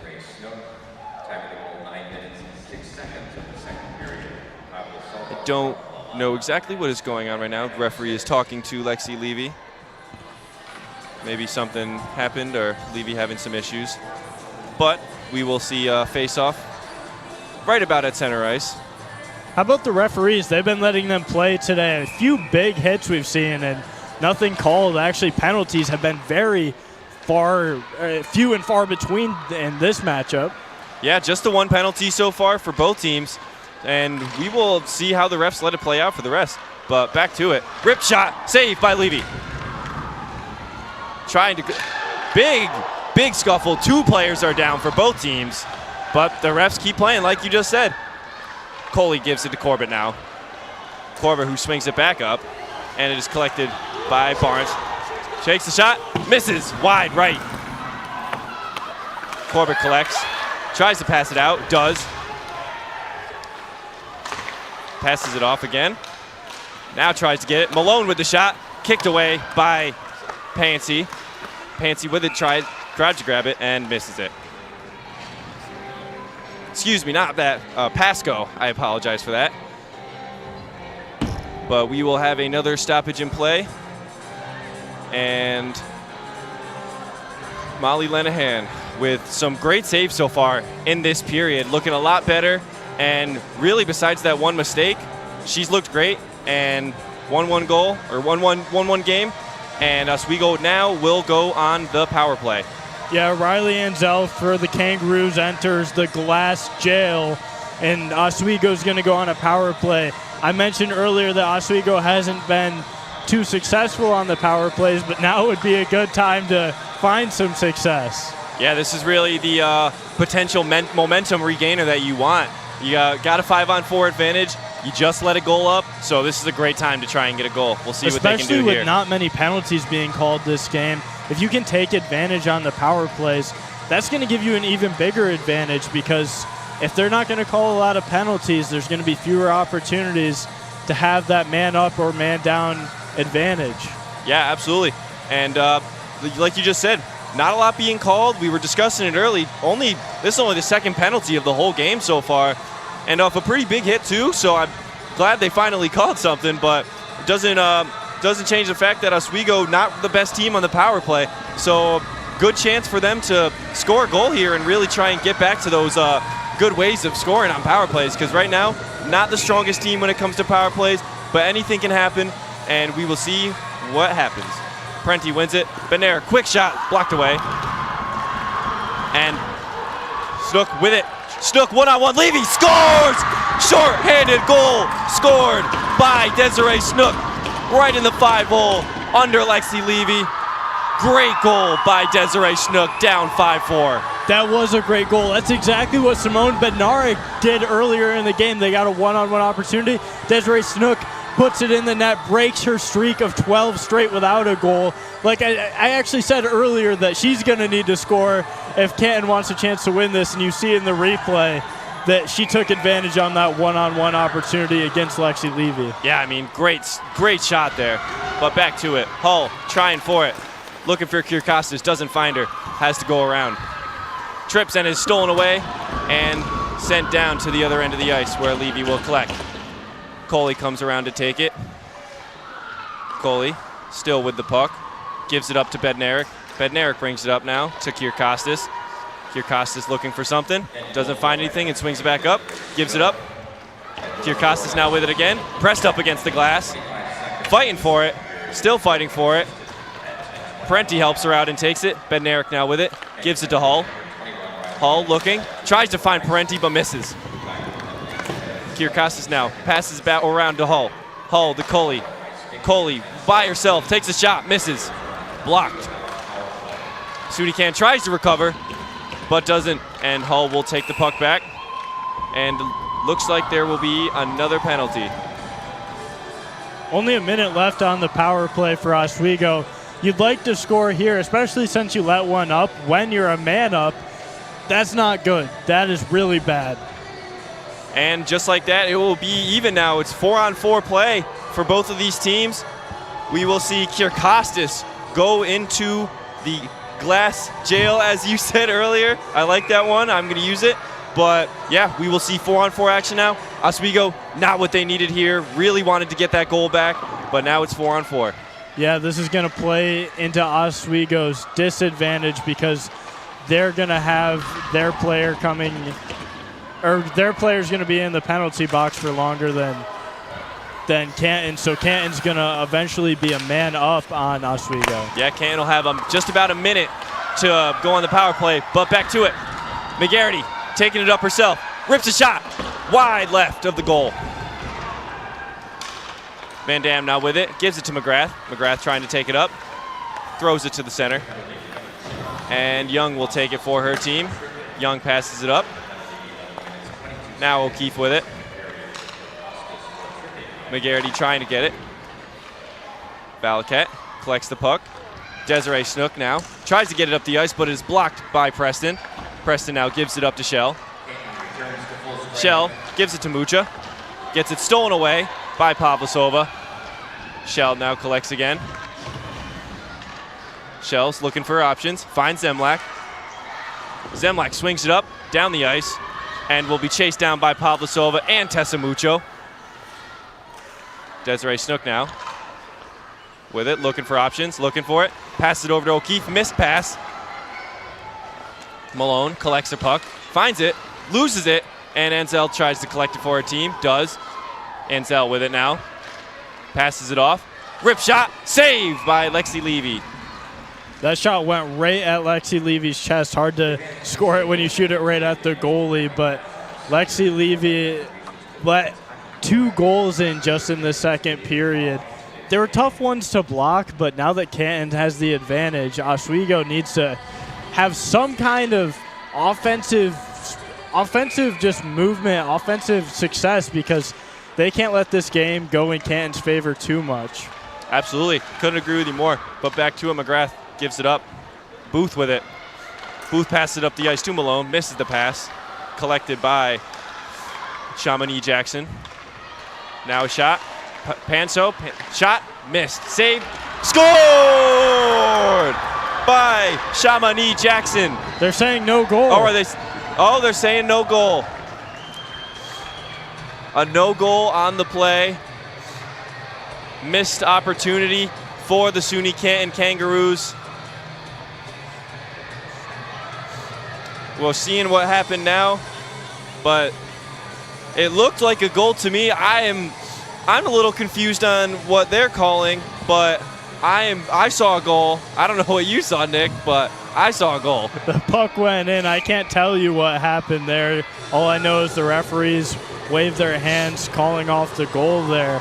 Oswego's lucky that wasn't an extra point for Canton. And Oswego a little bit more lucky now that they're returning to full strength. Coley now with it.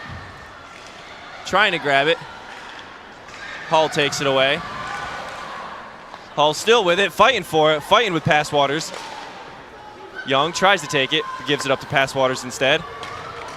Missed opportunity by Jackson, tries to grab it. Stolen by Bednarik. Bednarik to Shell.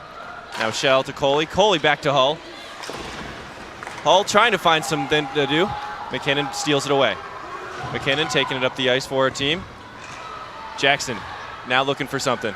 Whole team of Lakers around her. Tries it herself, saved by Levy. Pavlosova now collects, but she's blocked. Emerson tries to grab it. Parenti now with it. Passes it up to Mucha. Back to Parenti. Kicked around a little bit and falls into Pavlosova's lap. And now the ice goes down, and there will be another icing call. Little bit of not a little bit, a big momentum change in this period. 2 goals, and on Oswego's best goalie too, Lexi Levy. It's really unheard of for Levy to let up 2 goals in a game, let alone in a period. So a real shock for the Lakers, and they really need to find their way back into this. Oswego's been on a 4-game winning streak, and in that time period, Lexi Levy started all 4 games, so that can attest to how good of a goalie she is.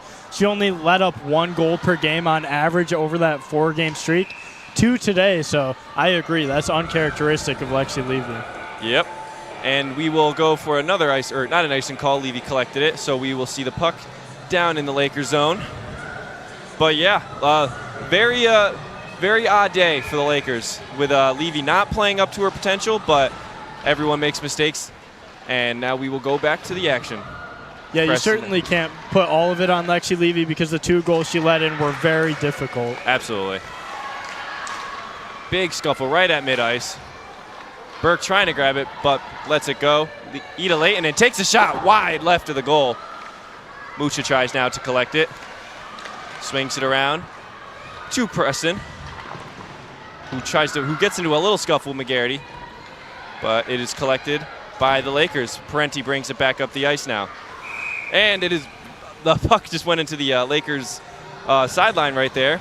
So we will see a quick stoppage, but we will be right back into it. Something I've noticed is Ash McGrath hasn't been on the ice in a while. She's tied for the leading most points for the Lakers, so they could really use her to get their momentum back on the Lakers side. Yeah, Ashley McGrath has not played too much this game. Obviously the leading scorer for the Lakers. You want her out there when you're down, but Mark Digby is seeing something that we're not, and so that's why he's not putting him in. But back to it. Shot by Buxton, missed. Blocked away by Canton Kangaroo. Buxton recovers it though. Tries to do something with it, but is still taken away. Big hit by Tadia onto Small, or Snook, excuse me. But is passed around to Lalonde, the top scorer. Snook now tries to get it, but is taken away by Coley, who gives it up to Buxton. Buxton to Shell. Shell looking for options, doesn't find any. Stolen away by Barnes, but collected quickly by Kaylin Tadia. Snook now with it, or Snook about to collect. There we go. Snook collects, passes it up the ice to her teammate Jackson. Jackson fighting for it, passes it up the ice, and Shell will collect. Pushed into the glass by O'Keefe. Another big hit. O'Keefe with it, swings it around, blocked by Levy. What can Oswego do here to get back in the game? Only 4 minutes left in the period, but seems like they're lost all around on all aspects of the game. So is there any certain spot that you think they could improve on that would help them? I just say got to crisp it up on offense, because when you're down a goal, you really need to focus on that. Yep. But, yeah, back to it. Another quick try by the Kangaroos, wrapped up by Lexi Levy. But another attempt there where the Kangaroos could have scored, and Oswego just seems out of place on defense. It just seems like they don't know where they are. They're really struggling to contain this Kangaroos offense in the second period. I agree. It's been on both sides of the ice, defense and offense. They just can't seem to I don't know, they're just not clicking. But the Lakers will do their best, and another out of bounds call, I guess you would say. So there will be another reset. But yeah, I mean, like you just said, just kind of both sides in the second period. They looked sloppy, and they looked like they didn't really, they didn't know what they were doing. But obviously they're going to this final period, hopefully only down to 2-1, and Digby, I'm sure, will have words for him. Yeah, Coach Digby's definitely going to have a speech with these Lakers at the break, but not only has Oswego not played well, I think we also have to give credit to Canton's offense. They've looked very impressive in the second half of the second period. Yeah, absolutely. Stolen away by Ansel. Ansel, who gives it up, and it is stolen away by the Lakers, but quickly stolen back by Canton. And a nice shot that Lexi Levy will collect easily. Canton's defense hasn't really played much this second period, it seems like. It's been in Oswego's half for most of the period, and you can't succeed when you're constantly getting pressured like that. Yeah, it's tough. Lexi Levy, she had a way bigger workload than Rachel Braze did last period. Yeah. So I feel like for Lexi Levy, it was just a little confusion of where was the offense that was in the first period. Yeah, you have to help your goalie. You can't rely on her to make all these stops if you're not scoring. Another puck goes into the Oswego sideline. So another stoppage of play here. Snook and Bednarik on the faceoff. Bednarik wins it away and gives it up to Coley. Coley to Bednarik. Bednarik taking it up herself. Tries to find Kierkostas, but is stolen. Pavlisova now. Tries to find it, but Coley gets it. Hall now with it. Gives it to Coley, who gives it to Bednarik.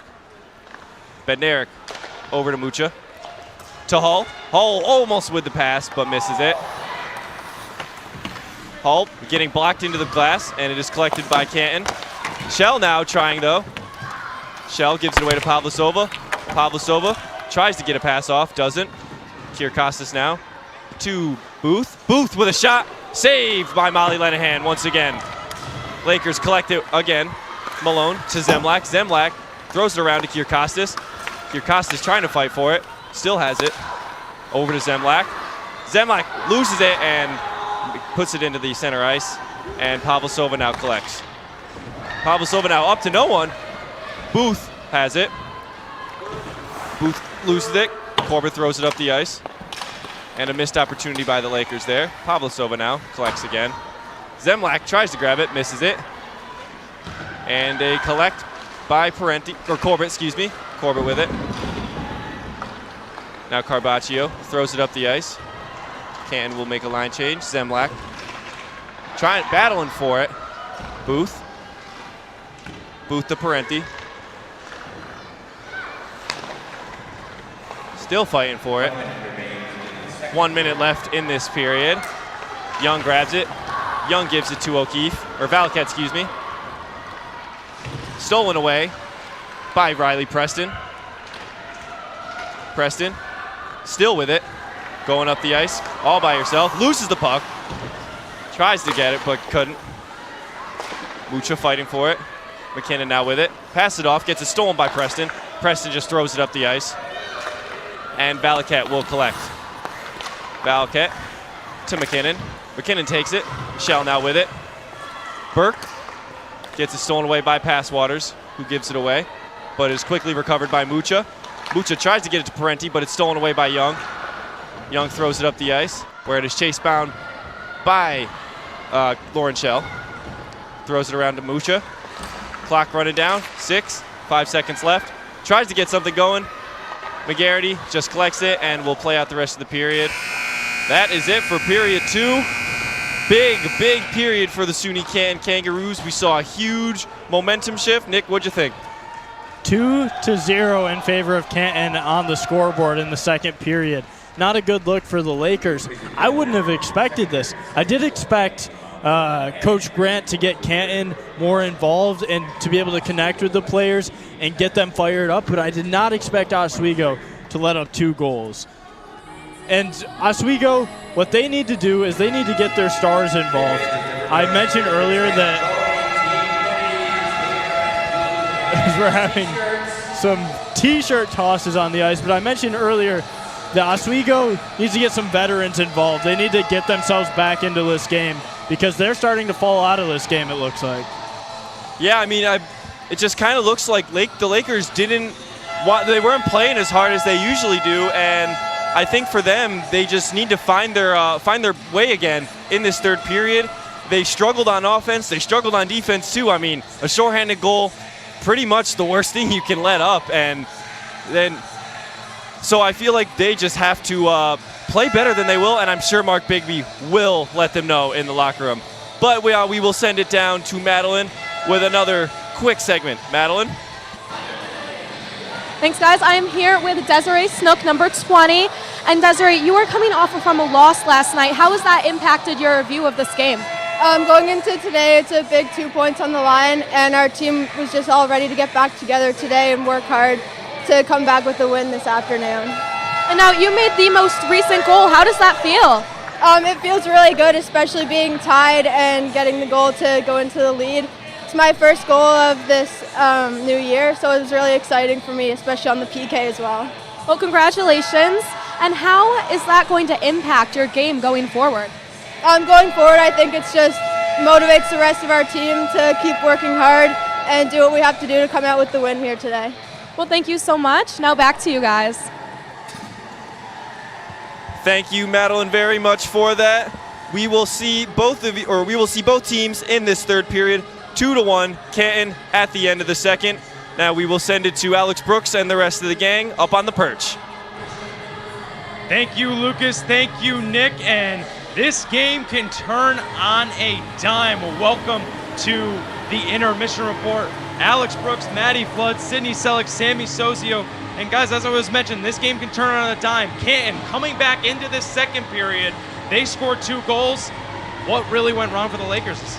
I honestly think that it was the switch of the goalies that really threw off Oswego's game a little bit. Putting Lexi Levy in, though she is a wonderful goalie, she did not have much time to warm up and quickly adapt to the heat that Canton was bringing today. Yeah, Sydney, what's your opening thoughts? You know, I think Canton came out in that second period swinging. They do not want to go home with 2 losses. I told you, man, I need to spark off the bench, and that's exactly what they did. Got 1 goal, and immediately after got another one. I mean, that's how fast this game turned. It's like that. And now Kangaroos are up, and Lakers are now trailing. So I think it's going to be a good game. Yeah, we'll just have to see. But don't go anywhere. We'll be right back after a short break. Canton's up 2-1 here, and second intermission report coverage comes up after this break on WTOP 10.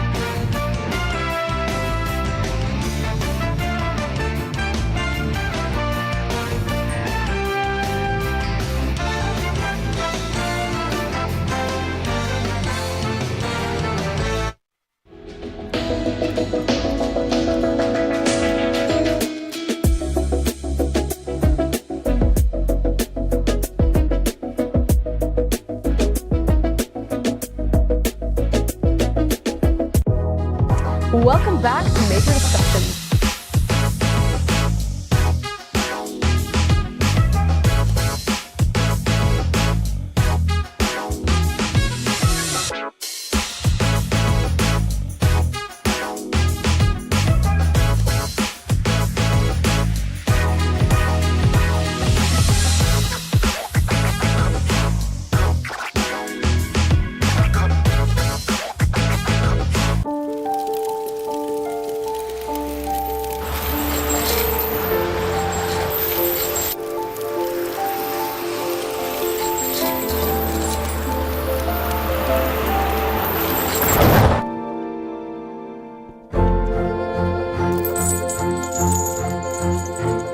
Did you know dragging chains can spark a wildfire?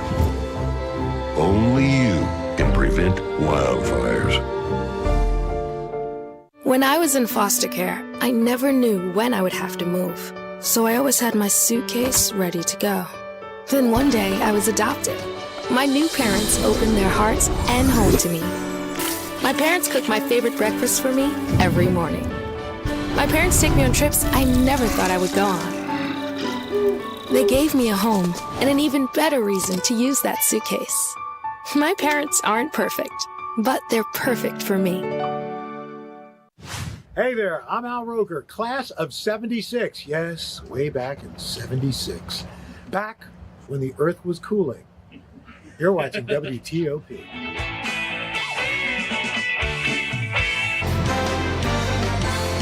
Two periods down, 1 to go here in Game 3 of 4 here in this whiteout weekend celebration here in the Deborah F. Stanley Arena. Welcome to the second intermission report.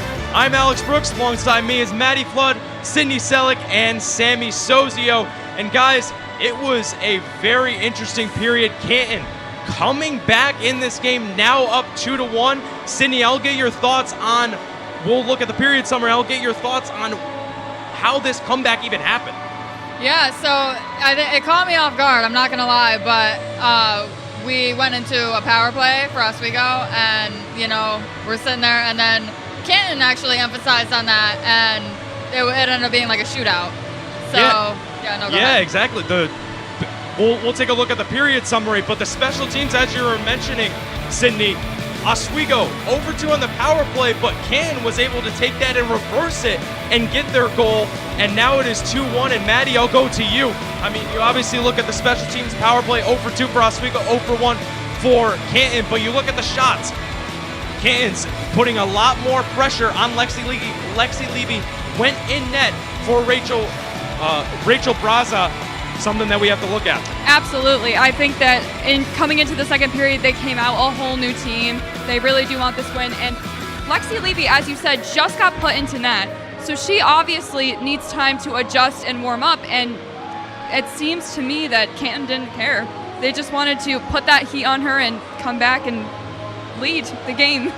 Yeah, I mean, Sammy, you saw right there that Canton was able to get more shots, get more pressure on Braze, and it was something that, you know, or not Braze, sorry, Lexi Levy, they were able to get more pressure. So that decision, was that a questionable decision? Was that a decision that you think you should have made, looking back? Well, I think that she played one heck of a game yesterday, and I think that Maddie's right. Changing the goalies pretty threw things off. I think Rachel had a very good like flow of things. She could have stayed in maybe another period, but I think Levy coming in and becoming the starting goalie threw her off a lot. I think it threw the entire team dynamic off a lot because, I mean, she had that one little cool shoulder block that I really liked, but then she let 2 more in. But I really think that she needs to. I think they're being frantic. I think that when they got that goal, they started getting frantic, and when they got second goal, now their snowball's rolling, and the Lakers are like, okay, now we're trailing for the first time since the last time they played Canton. Yeah, and we're gonna take it over to some goals from Anna Pavlasova from Canton, and also Desiree Snook also got goals. I'll have you, Maddie, take over to talk about these 2 goals. Yes, absolutely. So as we can see, the Snook goal really took Levy off guard. You know, she thought that she was able to save it, but then she just hit it out of the park, basically. And it was an incredible goal, but unfortunately, Levy just wasn't ready to stop it just yet. Yeah, and Sydney, really, the Lakers, I mean, putting Levy in net, she looked a little flustered. She looked like she wasn't really ready to get into this game. As we mentioned, the previous game, she was doing really well. Now today, I mean, it's hard to have 2 back-to-back good games, especially less than 24 hours. No, that's so true. And I mean, I think that, like we've said, that first goal kind of threw her off, and then so that second one came kind of quick.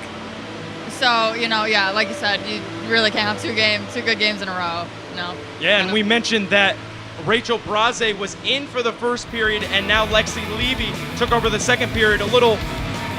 It was like day and night here.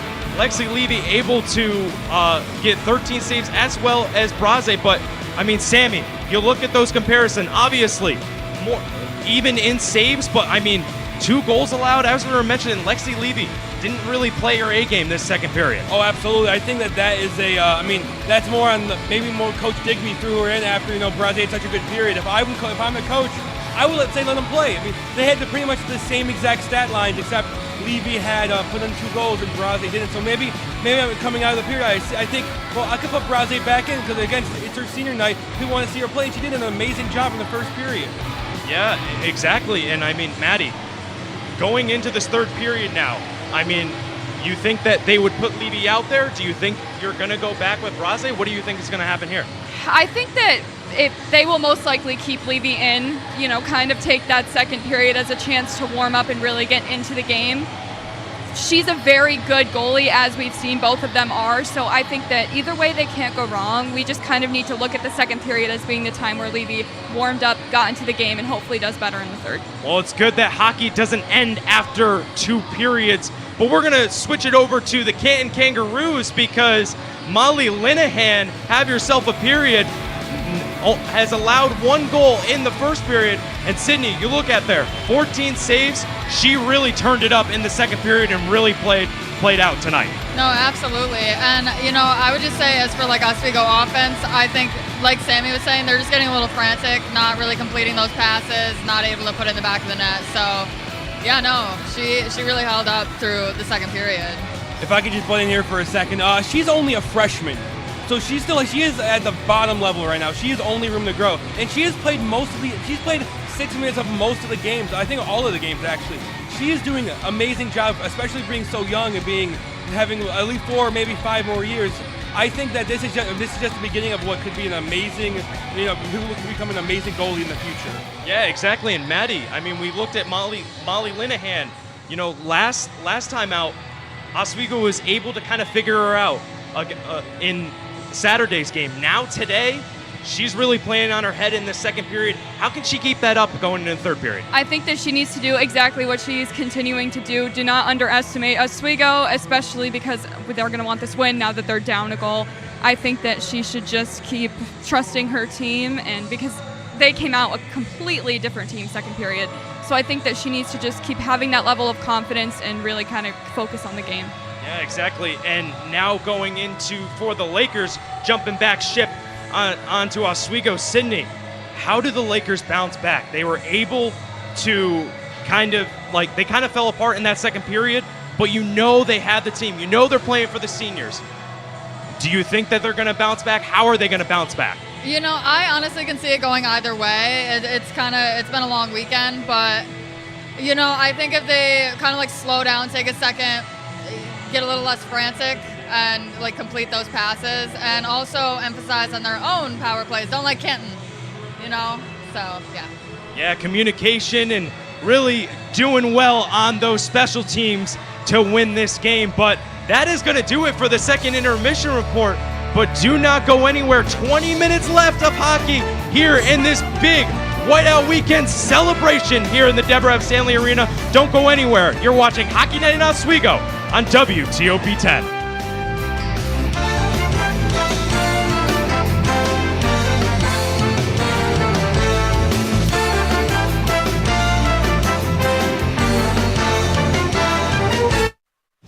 Hey there, I'm Al Roker, class of 76. Yes, way back in 76.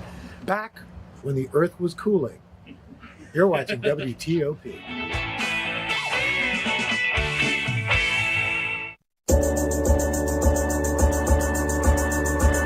The Kinda Late Show with Chloe and Anna.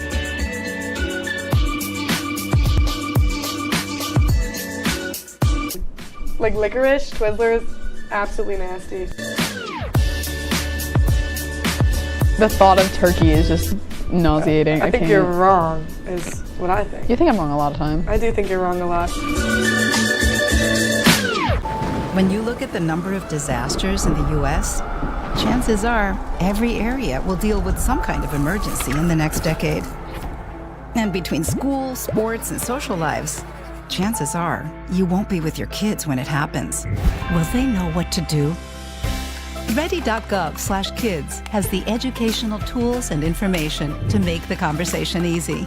When the time comes, chances are they'll feel prepared, not scared. So talk with your family today.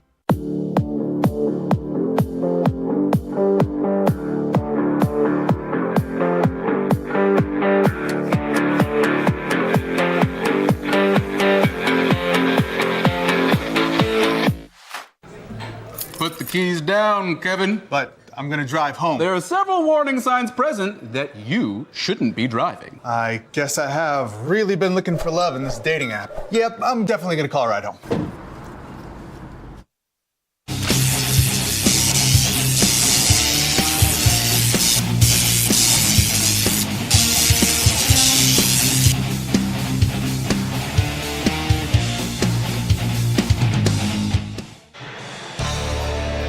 welcome back everyone to the Deborah F. Stanley Arena, where we have game 1 of 2 on this whiteout weekend. Your SUNY Oswego Lakers playing the SUNY Canton Kangaroos. Currently the Lakers are down 2-1. Nick, what do you think the Lakers need to do to change it up in this third period? Well, I think the Lakers just need to play Laker hockey. They're a better team at home this season, but tonight they haven't played very well, which is surprising.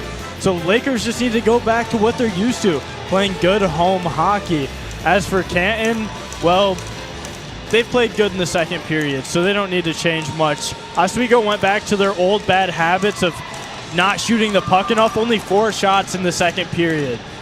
Yeah, I mean, 4 shots in a period, that's not what you want. That's not enough offense, and it makes it really easy for Molly Lenahan, who has played great since that early Simone Bednarik goal. And since then, she's just been a wall and has not let anything go.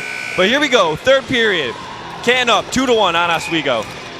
Bednarik wins the faceoff. Hall grabs it. Passes it around to Kierkowski, and right away out of bounds. Yeah, no, 4 shots on goal in that second period. Oswego really needs to turn that around. That offense needs to get better. Just needs to be crisper in general because it looked really sloppy there. That's a bad habit of Oswego's. Coming into yesterday's game, they were last in the SUNYAC in shots. So if they're and my key to yesterday's game is they need to shoot more. They're back to the bad habits of not getting enough shots. Absolutely. But now back to it. Shell passes it to Bednarik. Carbaccio tries to grab it but doesn't, so it's taken away by Hull. Hull by herself. Tries to pass it away, but it's stolen. Now a scuffle. Hull battling with Pavlosova. Pavlosova tries to grab it, but stopped by Bednarik quickly. Hull and Pavlosova now battling for it. Quick, taken away by Lalonde. Lalonde passes it over to O'Keefe, who swings it up the ice. Chased down is Shell. Oh, Shell slips on the ice. Lalonde takes advantage, tries to grab it, but Van Dam steals it away from her. Shell now grab it and passes it away to Van Dam. Van Dam will collect, passes it up to Mucha. Mucha tries to grab it but misses it. And Lexia Levy will block that. Shell now with it. Shell to Van Dam. Van Dam trying to keep it away. Back to Shell. Shell doing some dancing. Passes it up the ice, all the way up the ice. And it will be chased down by Young and an icing call. Yeah, not too much going on. First minute of play. Nick, what are you thinking? It's only been a minute, but yeah, not much going on. Just back and forth. Nothing good happening so far. Just a whole ton of nothing, which it's only a minute in. I expect Oswego to make some kind of offensive aggression. Yeah, absolutely. You got to do it. But Corbin tries to grab the puck, throw it up, misses it. Valaket chases down the puck. Malone right on her heels. Malone meets her, and Valaket passes it away to Leitonen. Leitonen tries to grab it, passes to Ansel, but it's stolen by Booth. Booth tries to grab it and give it to Parenti, but misses. Now taken away by McGrath. McGrath is checked into the glass, and a delayed penalty on the play. Levy comes out of the goal. Preston now to McGrath. 6-on-5 action for the Lakers. Hull with the puck, stolen away, and a stoppage.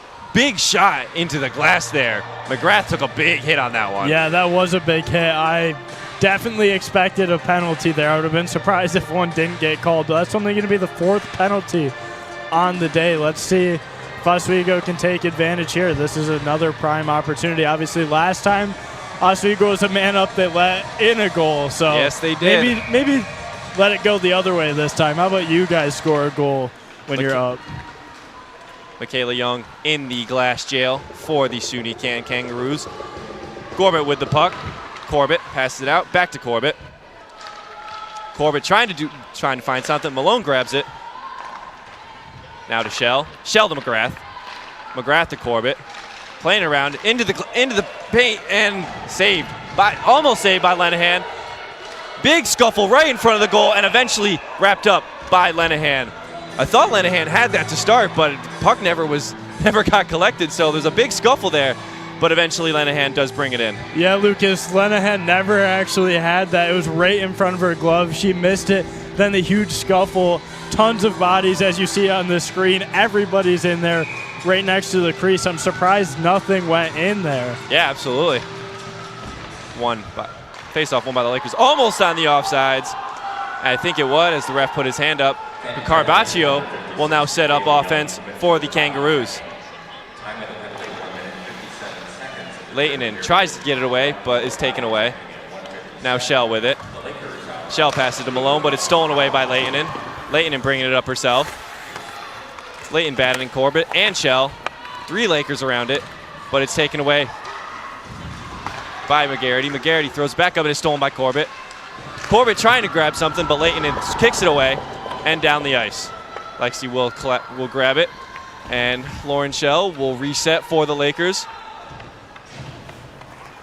Shell bring it up, passes to Bednarik. Bednarik doing what she does best. Now long pass to Parenti. Parenti tries to do a little magic, but is stopped by Valquette. Valquette with the defense. Now Snook trying to chase it down, but is collected by the Lakers, and Bednarik will take it back up the ice. Bednarik by herself gets it stolen away by Snook. Bednarik tries to pass it away to Parenti. Almost the goal. Hull trying to grab it, misses it. Kierkostas now with it. Kierkostas to Hull. Hull to Bednarik. Bednarik with the shot, saved by Molly Lenahan once again. Only 9 seconds left on this power play. A very uneventful power play for the Lakers again, and really just shows how they just haven't been a successful team when it comes to the power plays. Yeah, they haven't all season, and especially today when it matters most, they haven't been able to put anything in on the power play. I think if the Lakers are to score again, it will be with this line, because Mac Hull and Simone Bednarik have played really well as of recent. So they're probably going to want to rely on this line to try to get a score. Kangaroos return to full strength. Bednarik fighting with Young for it, but it's collected by Coley. Coley still with it. Looking for options, finds, but is stolen. Tries to find Hull, but is stolen, but Hull gets it back, throws it up the ice. Lenahan pushes it away for Harrison. She brings it up the ice. Mucha tries to steal it, but misses it. Hansen with the puck, throws it around to the other side, to McGarity. McGarity with a little shove in the back. Mucha now has it. Now Pethrick throws it around to the other end. 2-0 waiting, but is stolen by the Pavlosova Kangaroo. And it will be collected by Molly Lenahan. Bunch of action for both teams. Not really too much going on, but still some action for both. There has been action. It's been more even than the second period when it was all Canton, and the first period when it was all Oswego. And look around the SUNYAC. SUNY Plattsburgh is up 1-0 on SUNY Potsdam right now. So Potsdam, who is pretty much out of the playoff run, eliminated, but Plattsburgh, who is comfortably in first, looking to solidify their first place. Plattsburgh was actually just updated to number 2 ranked in nationally on the NCAA Division III website. Parenti looking, shoots, saved by Lenahan. Now Preston. Preston trying to do something with it. Passes it off, but it's stolen away. Jackson with it. Jackson bringing it up the ice. Jackson still by herself. Looking to do it by herself. Tries to pass it away, but it's stolen. Collected by McKinnon. Jackson collects it back. And another shot, saved easily by Levy. Slipped into the wall as Jackson tries to get it. Now Kierkostas with it. Bringing it up the ice. Kierkostas just slides it up, and it's hit away by Valaket. And now Van Dam will try and get it, but there is an icing. So Potsdam actually is only 1 point behind Canton currently towards the playoffs. But if they lose to Plattsburgh, if Potsdam loses to Plattsburgh today, then that almost guarantees they're eliminated. It'll be tough to come back from that. So they're going to need the win here. And Potsdam, if they do win, they're rooting for an Oswego win because they need Canton to lose. They absolutely do. Zemlak now. Stolen away by Carbaccio, but gets it back. Kierkostas now with it. Looking for something. Finds Bednarik. Bednarik looking. Finds a player in the corner. To Shell. Shell shoots. Blocked by Jackson. Coley now with it. Coley getting rushed by Jackson. Passes it off to Shell. Shell to Bednarik. Bednarik passes to Hull, gets blocked by Valaket. Valaket blocks it away again, and it was collected by O'Keefe. O'Keefe now up the ice, has an open teammate but misses her. Hull and Milan fighting for it now. Hull swings it around to the other end. Collecting a missed shot there. Bednarik will collect off the miss. Bednarik trying for it, finds Hull. Hull looking at Kyrkostas, doesn't pass it to Kyrkostas, and is stolen away. Canton will take it back up the ice, but it is immediately stolen away by Booth. Booth tries to pass it to Zemlak, but Zemlak misses it. Zemlak back to Booth. Booth misses, and tries to shoot it, and an easy save. We will send it now down to our lady behind the glass, Emily Mike. All right.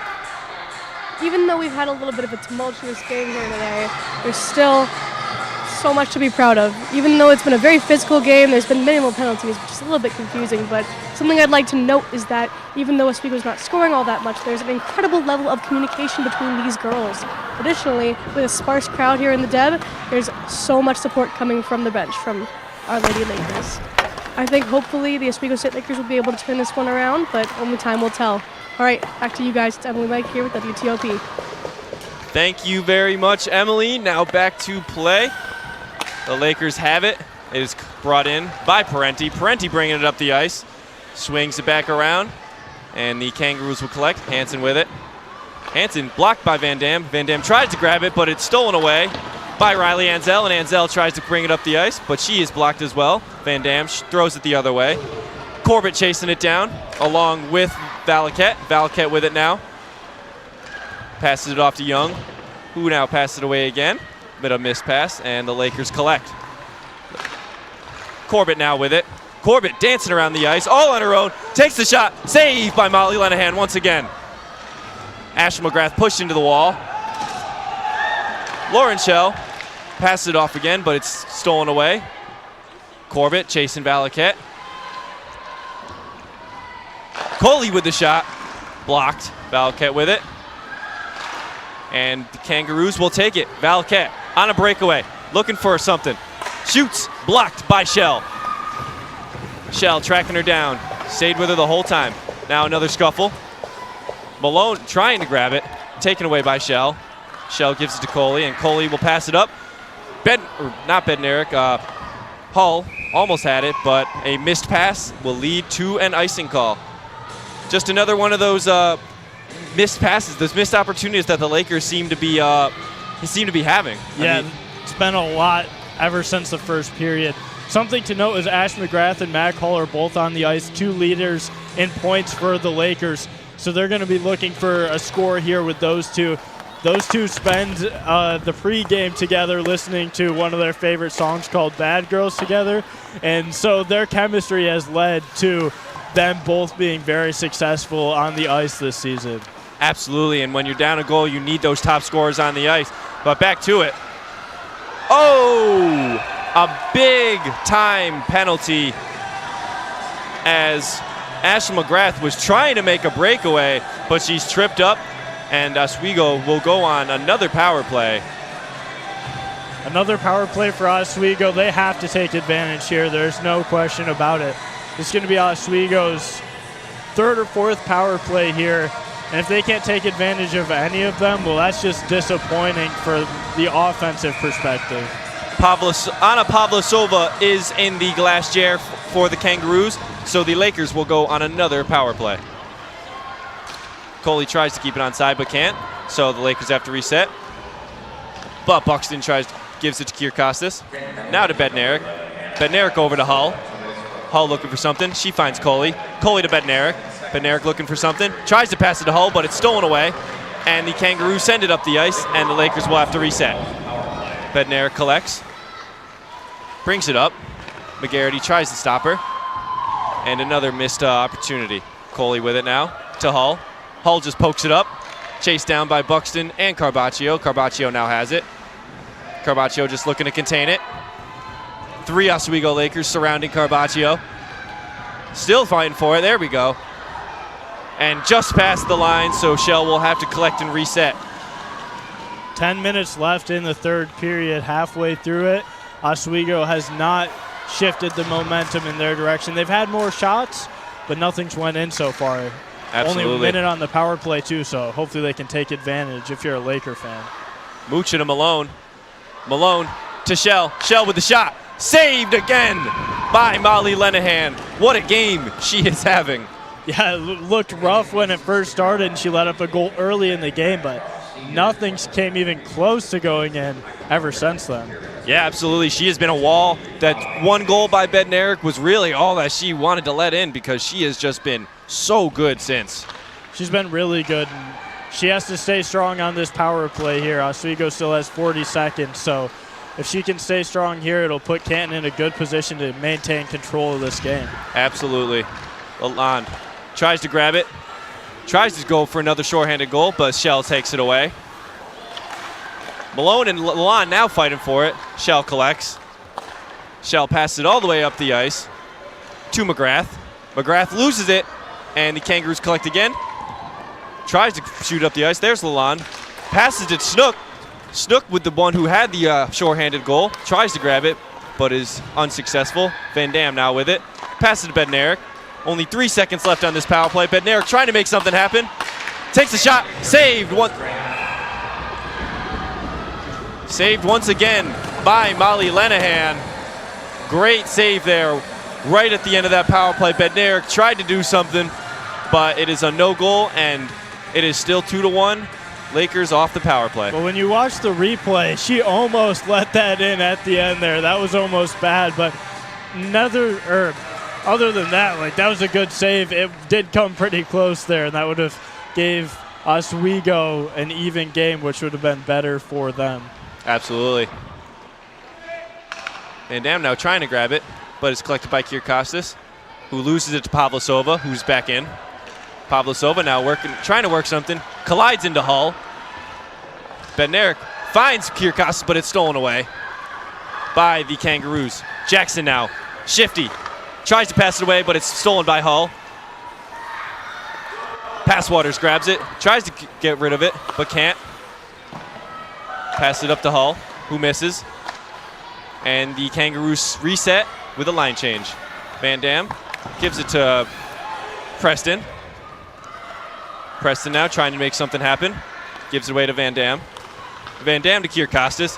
Kyrkostas sprinting up the ice. But it's poked away by Valaket. Valaket with the puck. Valaket, long pass over to Jackson. Looking for the shot. McGarity. McGarity trying to fight for it. Loses it to Zemlak. Zemlak throws it over to Buxton. Back to Zemlak. Loose puck. Mucha collects. Mucha swinging around. Loses it.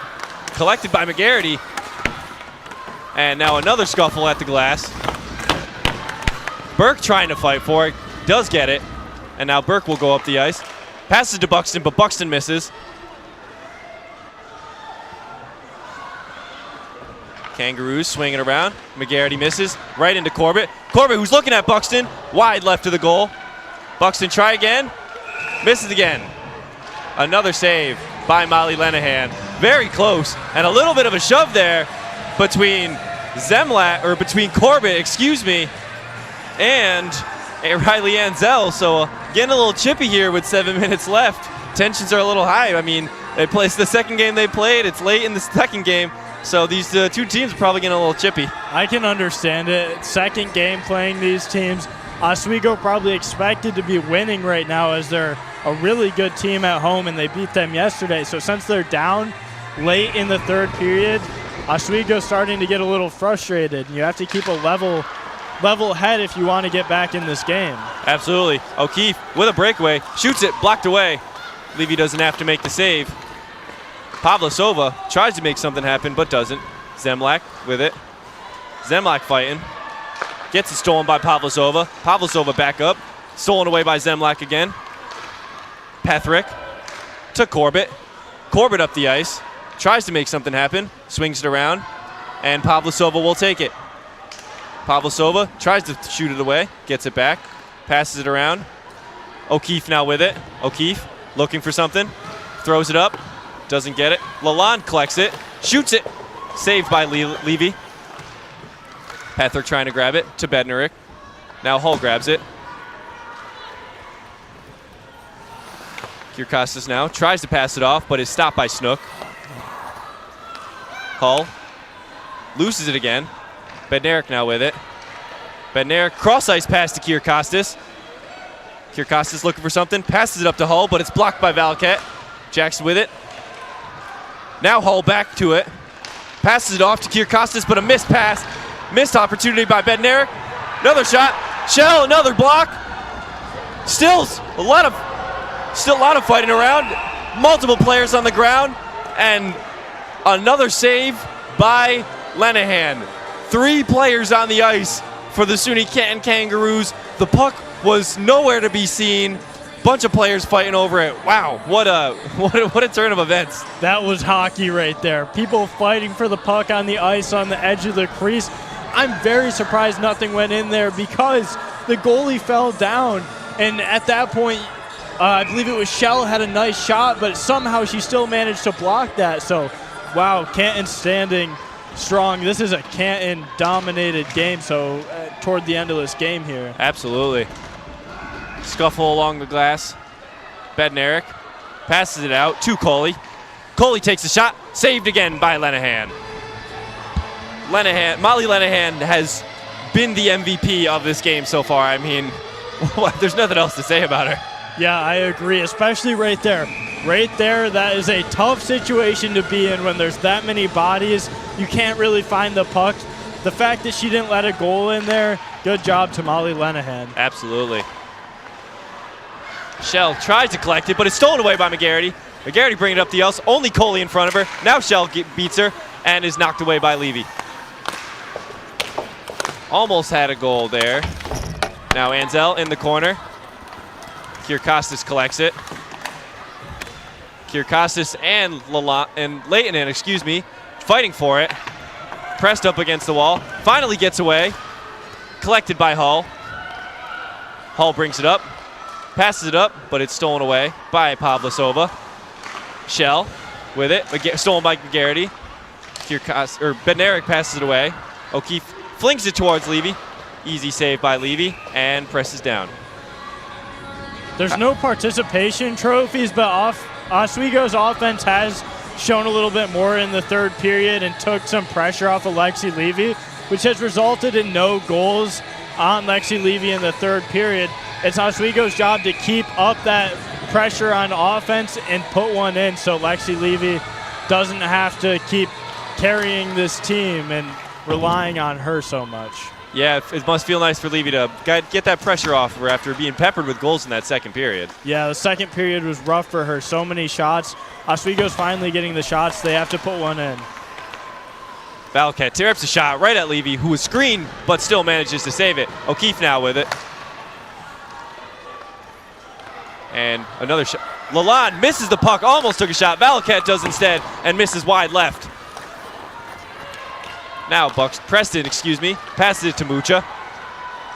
Bringing it up the ice. Still working, but is stolen away by O'Keefe. Collected by Preston, who is fighting with the Kangaroos. Another big scuffle right at the glass. Now one of them's on the ground. Fighting. Preston loses their stick. Still battling for it. Mucha trying to get in there. Finally thrown away by Canton. And Jackson will collect. Now down to the other end. Parenti passes it back up. Corbett with it. 2-on-2 opportunity. Buxton takes the shot. Easy save by Lenahan. Passes it back out. Coley rips a shot. Blocked by Passwaters. Passwaters now with it to Corbett. Corbett looking. And a penalty. Only 3 minutes remaining. Oswego needs to do something quick. Now we will send it down to our lady behind the glass once again, Emily Mike.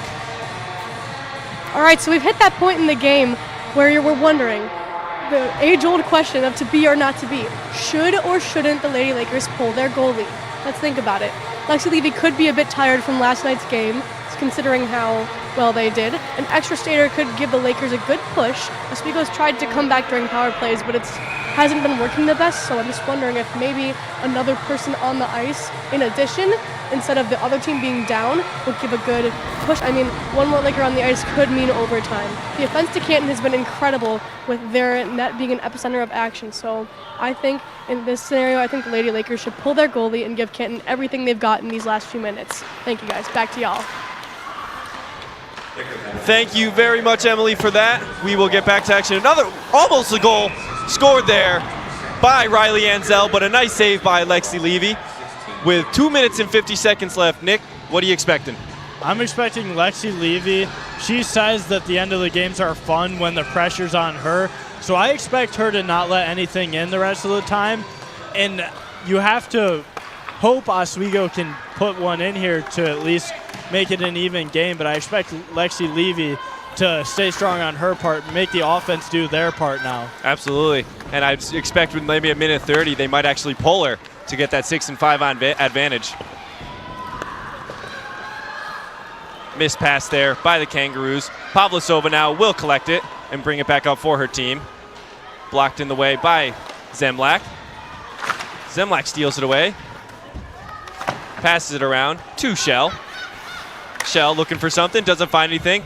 Open by Lalonde, but doesn't grab it. Zemlak tries to collect, but can't. McGarity now with it. McGarity looking for something. Lalonde with it. Tries to find something. Levy almost scored by McGarity. Levy with the save. Levy with another save.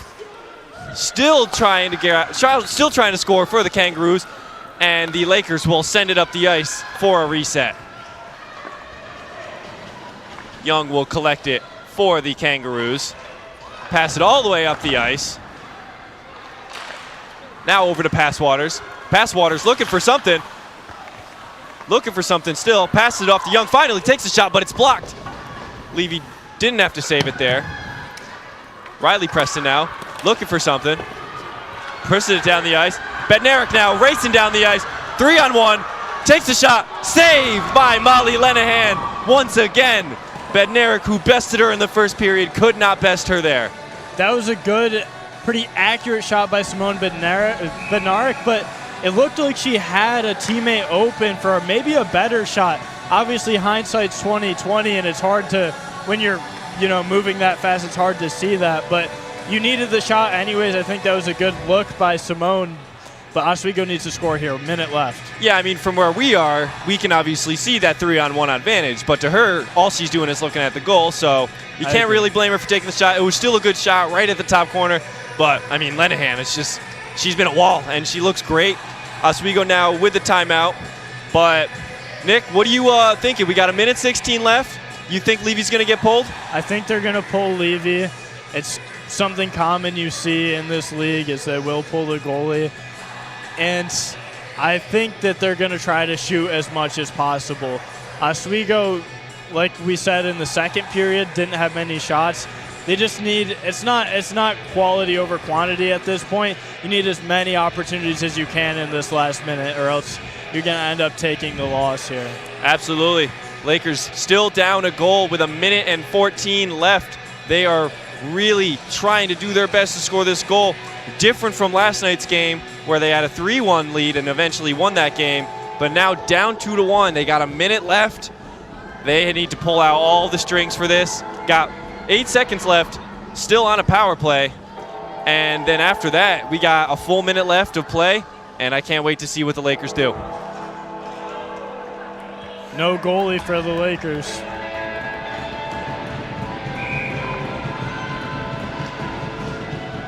Young now swings it over to O'Keefe. Empty net for the Lakers. Lakers have to collect. Pavlosova trying to grab it, but doesn't. Lakers now go 6-on-5 advantage. Malone with it. Malone looking for something. Skates around. Makes Young miss. Malone still with the puck. Gets shoved down. Big missed opportunity. Could have been a penalty, but no call on the play. So play keeps moving. Bednarik now with the puck to Shell. Shell rips a shot. Wide left. Another shot. Missed. And now another swung up. Almost swung up, but Shell grabs it and manages to keep it in the zone. Shell with another shot. Saved by Lenahan once again. And bunch of shots right there to finish that off. But I mean, Lenahan's just doing what she needs to do. They only got 30 seconds left. It's going to be tough for the Lakers. Still 30 seconds. It looked like there could have been a penalty called on Canton that wasn't called. But Oswego, they had some good shots. If they can get more of those shots like they just had, they have a chance to score here. Absolutely. Corbett looking for something. Bounces off the goal. Young now throws it around. Ansel just throws it up the ice. Down to the empty net. The Lakers will have to be careful here. And an icing call. 16 seconds left on the clock for the Lakers to maybe tie this game up. SUNY Canton in a very good position, keep the defense strong, and they will win. But the Lakers will not go down without a fight. Malone wins the faceoff. Shell looking for something. Shell keeping it for herself. Pass it away, almost scored by Corbett. 10 seconds left. Hull tries a shot, blocked. Hull with another shot, blocked again by Pavlosova. Seconds tick down. Corbett tries one more, and that will be it. SUNY Canton with the 2-1 win. A nice bounce back win for them after the 3-1 loss yesterday. And the Lakers will finish their weekend 1-1 against the SUNY Canton team. Nick, what'd you think? I think this is good for Canton, bad for Oswego. Good for Canton in the sense that they're breaking a 4-game loss streak. It's always good to finally break that. Oswego had momentum. They were on a 4-game win streak. They lose that streak today, but it's bigger for it's bigger for Canton for the win because that will help them maintain their chances of making the playoffs. Yeah, I couldn't agree for you more. I mean, good win for Canton. They now have a better chance at making the playoffs. Lakers, who already clinched the playoff spot, but obviously you still want those wins. And like what I was talking about earlier, I mean, you want these wins because they want that home field or home rink advantage, for the playoffs. And with this loss, it puts them in a really bad position to do that. Obviously, Cortland and Plattsburgh, who are ahead of them. Cortland's 2 games ahead. Plattsburgh is 4 games ahead. So very tough for the Lakers to get that home rink advantage. But we will see in the next 2 games. They have Buff State twice next week. Oswego's likely not going to get home ice. Oswego went to the playoffs the last 2 years, 0-2 the last 2 years in the playoffs. So they already clinched. Can they finally win a playoff game this year? Well, that's to be determined. It looks like Canton improves their chances to make the playoffs too. As of right now, if the season ended, it would be Oswego playing Cortland in the playoffs and Plattsburgh playing Canton. So the 2 of these teams that we just saw would be in the playoffs. Still got another week, but just like that, the game is over. 2-1, SUNY Canton. A good win for Canton. They looked great all the way around. That first period was a little slow for them, but after that, I mean, they really turned it on. And other than that, not really much else to say. And now we will send it down to the ice with Melinda. Thanks. I am down here with Canton coach Kaylee Grant. Kaylee, you just came off of a loss from last night. How'd you turn it around and take the victory today? Yeah, I felt like we had a lot of great things to build off of yesterday, especially our second and third period. So it was really just the momentum from that carrying into today's game. The girls were pumped after yesterday's game, and honestly, it was a lot of just inside the locker room believing in ourselves and coming out strong. Perfect. And this was a pretty important game in the SUNYAC playoffs. There's only 1 seat left. How are you going to take the momentum from this game and get another win to solidify that spot? Yeah, we just have 1 game left at Buff State on Tuesday, so this is huge for us just to, again, build off momentum and go into Tuesday's game feeling good, and obviously wins is always fun, so the girls will be pumped after this one and hopefully carry in that to the next game. Any things that your team's going to work on? Any specific skills, anything? Yeah, I think like our D zone, especially yesterday and today, that was one thing that we struggled with a little bit in the first couple periods, but after that, the third period was good with that, so we'll definitely be working on some D zone and just having fun on Monday's practice. Well, perfect. Thank you so much. Congratulations on that win, and back to the press box. Thank you very much for that great interview with Kaylee Grant, the head coach of SUNY Canton. And now we will send it down to the senior festivities that are happening for our Oswego Lakers.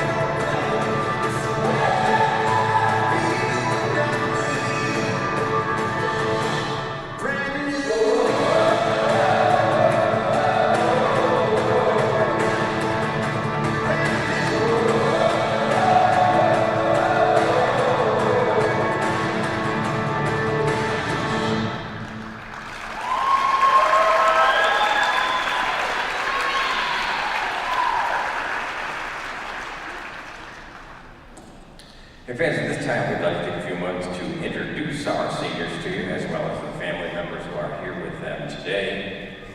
Our first senior is goaltender number 50, Rachel Grace.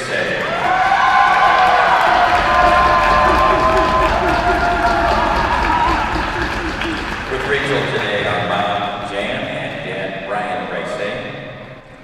Rachel's favorite Oswego memory is going on her first road trip to Adrian and winning the big game there. Her pregame ritual is wall ball. Her future plans are to get a job at a zoo or in the conversation industry, and her stats show as career save percentage of 90 and goals against average of 1.72. So let's hear it for number 50, Rachel Grace.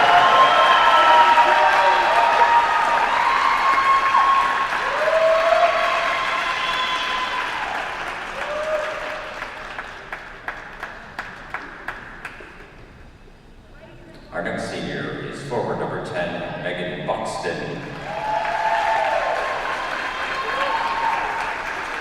Megan comes to us from Pasco, Rhode Island, and today with her are Mom Bridget, Dad Scott, and brother Aaron. Her favorite Oswego memory is the Shine-See test. And for a pregame ritual, Megan says, I don't have one because I'm not superstitious. Her future plans are to obtain a job in the HR Department of Compensation and Benefits, and her career stats show 20 goals and 13 assists for 33 points, as well as 4 game-winning goals. Let's hear it for number 10, Megan Buxton.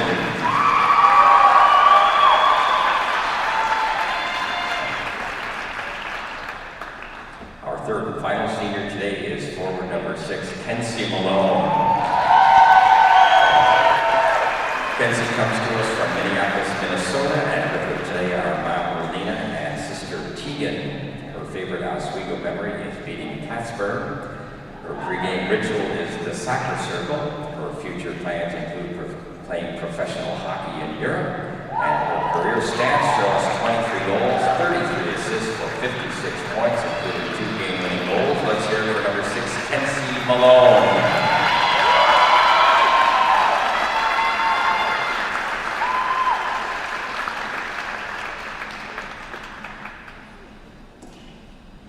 So we say congratulations to our seniors. Let's hear one more time for the Laker women's hockey class of 2024.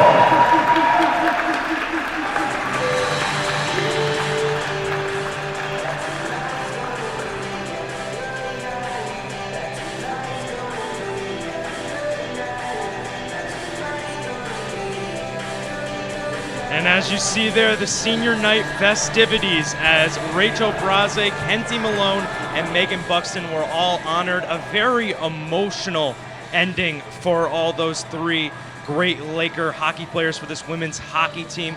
They go out with a little bit of a somber light because the final score was 2-1 Canton, but we're gonna bring it back here up to the perch for the post-game show here.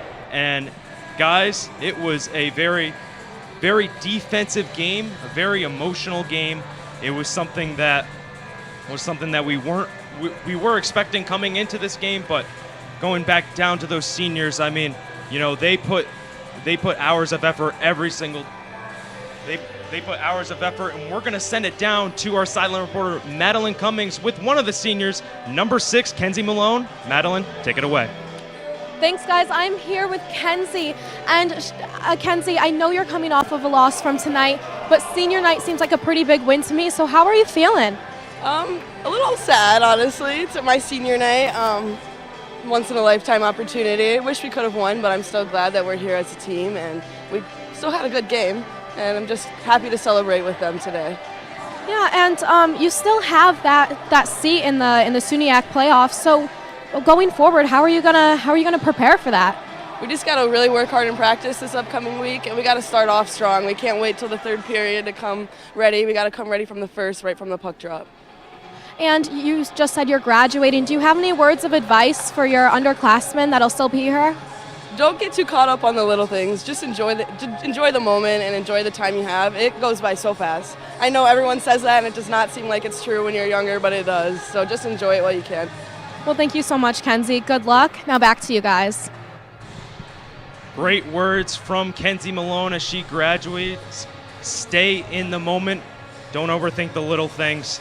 And we're going to bring it back up here to the perch officially for the post-game show here on WTOP 10. My name's Alex Brooks. We have Maddie Flood, Sydney Selig, Sammy Sozio. You guys seen all of us here, but let's get things started. I mean, guys, it was a 2-1 win by Canton. Canton really needed this win. They really needed to split these two games. As we look ahead at the game summary, Maddie, I'll have you start off. Obviously, the shots for Canton, 35-29, but we mentioned the special teams, the power plays, 0 for 4, something that's not going to cut it going down to the playoffs. No, I completely agree. And although it is good to see that both teams did take advantage and did take a lot of shots, they really do need to work on the power play efficiency because that is important, obviously, in any game, but especially going into the playoff season. It's time to really get in the game, and especially when you have a power play opportunity. Absolutely, I agree that 0-4 is not going to fly in the playoffs. No. Yeah, this was a very defensive game. I feel like both sides of the ball, played their hearts out. But at the end of the day, those two goals gave up by Levy was really the nail in the coffin for the Lakers this game. Yeah, it was, but a really impressive showing from the top Canton scorers. I mean, Canton came into this game, they were kind of undermined a little bit. They were the underdogs, and they came out here. They spoiled the Lakers' senior day, and we look to see of those top scorers, Danica Lalonde, 2 assists. She had 2 points. Desiree Snook, she had a goal, got 2 points, and Riley Ansell not able to get any points in this game. But Maddie, I'll go to you. Obviously, you see all these top 3 scorers now going into the final couple games of the season. What do you look for these top scorers going into those final games? I think that they need to keep going in the same direction that they're in as of right now. I mean, 2 assists, 2 points, 1 assist, 2 points. That is the kind of energy that needs to be brought into the playoffs. And if anything, they should kind of up that energy more and keep taking opportunities, advantage of those, and just go for it.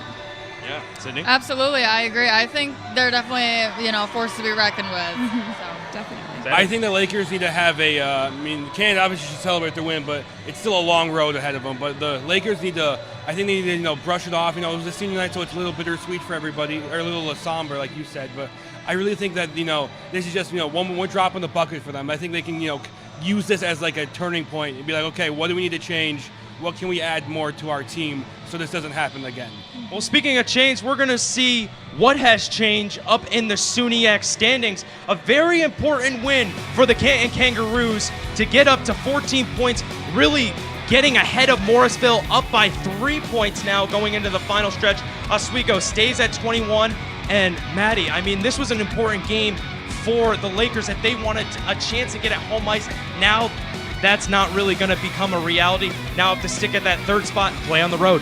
Absolutely, and I think that it's going to be definitely more difficult than them. Obviously, everybody wants to have home ice, especially in the playoffs, so I think that they should kind of take everything from today's game, things they did well, things they did not do well, and really reflect and bring that energy into the playoffs. Yeah, and speaking of SUNYX, Morrisville is up 4-0 in their game, and so that's something to look out for Morrisville.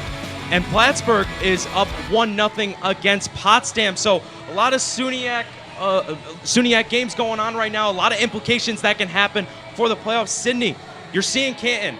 Now they won. They're 3 points ahead, but they're going to only be 1 point if Morrisville can close it out. How do you kind of see what's going to happen between Morrisville and Canton for that 4th spot? Only 4 spots. Only 4 teams go in the playoffs. Yeah, no, absolutely. It's going to be a battle, between the two. So, yeah, Sammy? Well, I really think that, it's going to come down to who has, who can be more physically and mentally prepared, who can, play their games and who can win them consistently, and honestly, who can have a short-term memory. How Kenzie Malone said, don't overthink the small things. I mean, that's what it really comes down to. People, they make one bad shot and they get the puck turned over and they dwell on that. But I really think that doesn't matter in the long run. Yeah, it doesn't matter in the long run. We're going to move over from Canton and we're going to talk about the Lakers. Obviously, they dropped this game and they dropped the series against Canton, so that's something to note. But the next 2 games they can kind of be a little motivated about, because they do face Buffalo State, who doesn't have a win yet.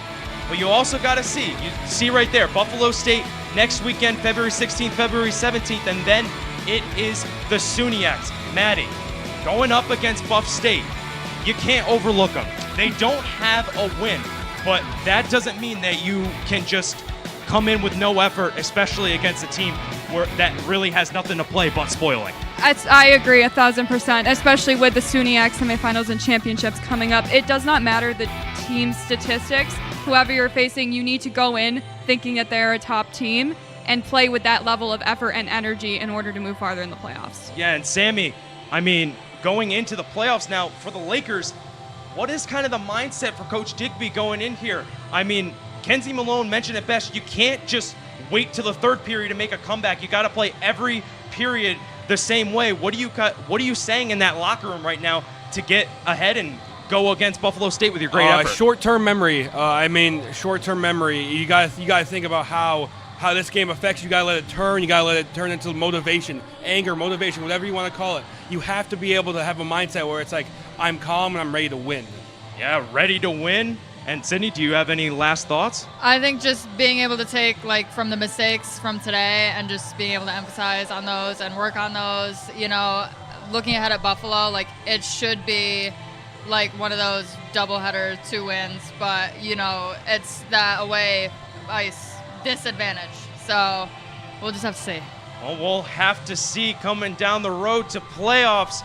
But that is going to do it for Game 3 coverage of the Whiteout Weekend celebration here on WTOP 10. And for myself, Alex Brooks, Maddie Flood, Sydney Selleck, Sammy Sozio, for Lucas McGarry, for Nick Mason in the booth, for our producer Jacob Bradley, director Mike Griswold, and everyone who put hours and hours of effort to this broadcast. Don't change that channel, because in a couple hours it's going to be Oswego, Plattsburgh, the Whiteout Nightcap on tap. Have a good night, everyone.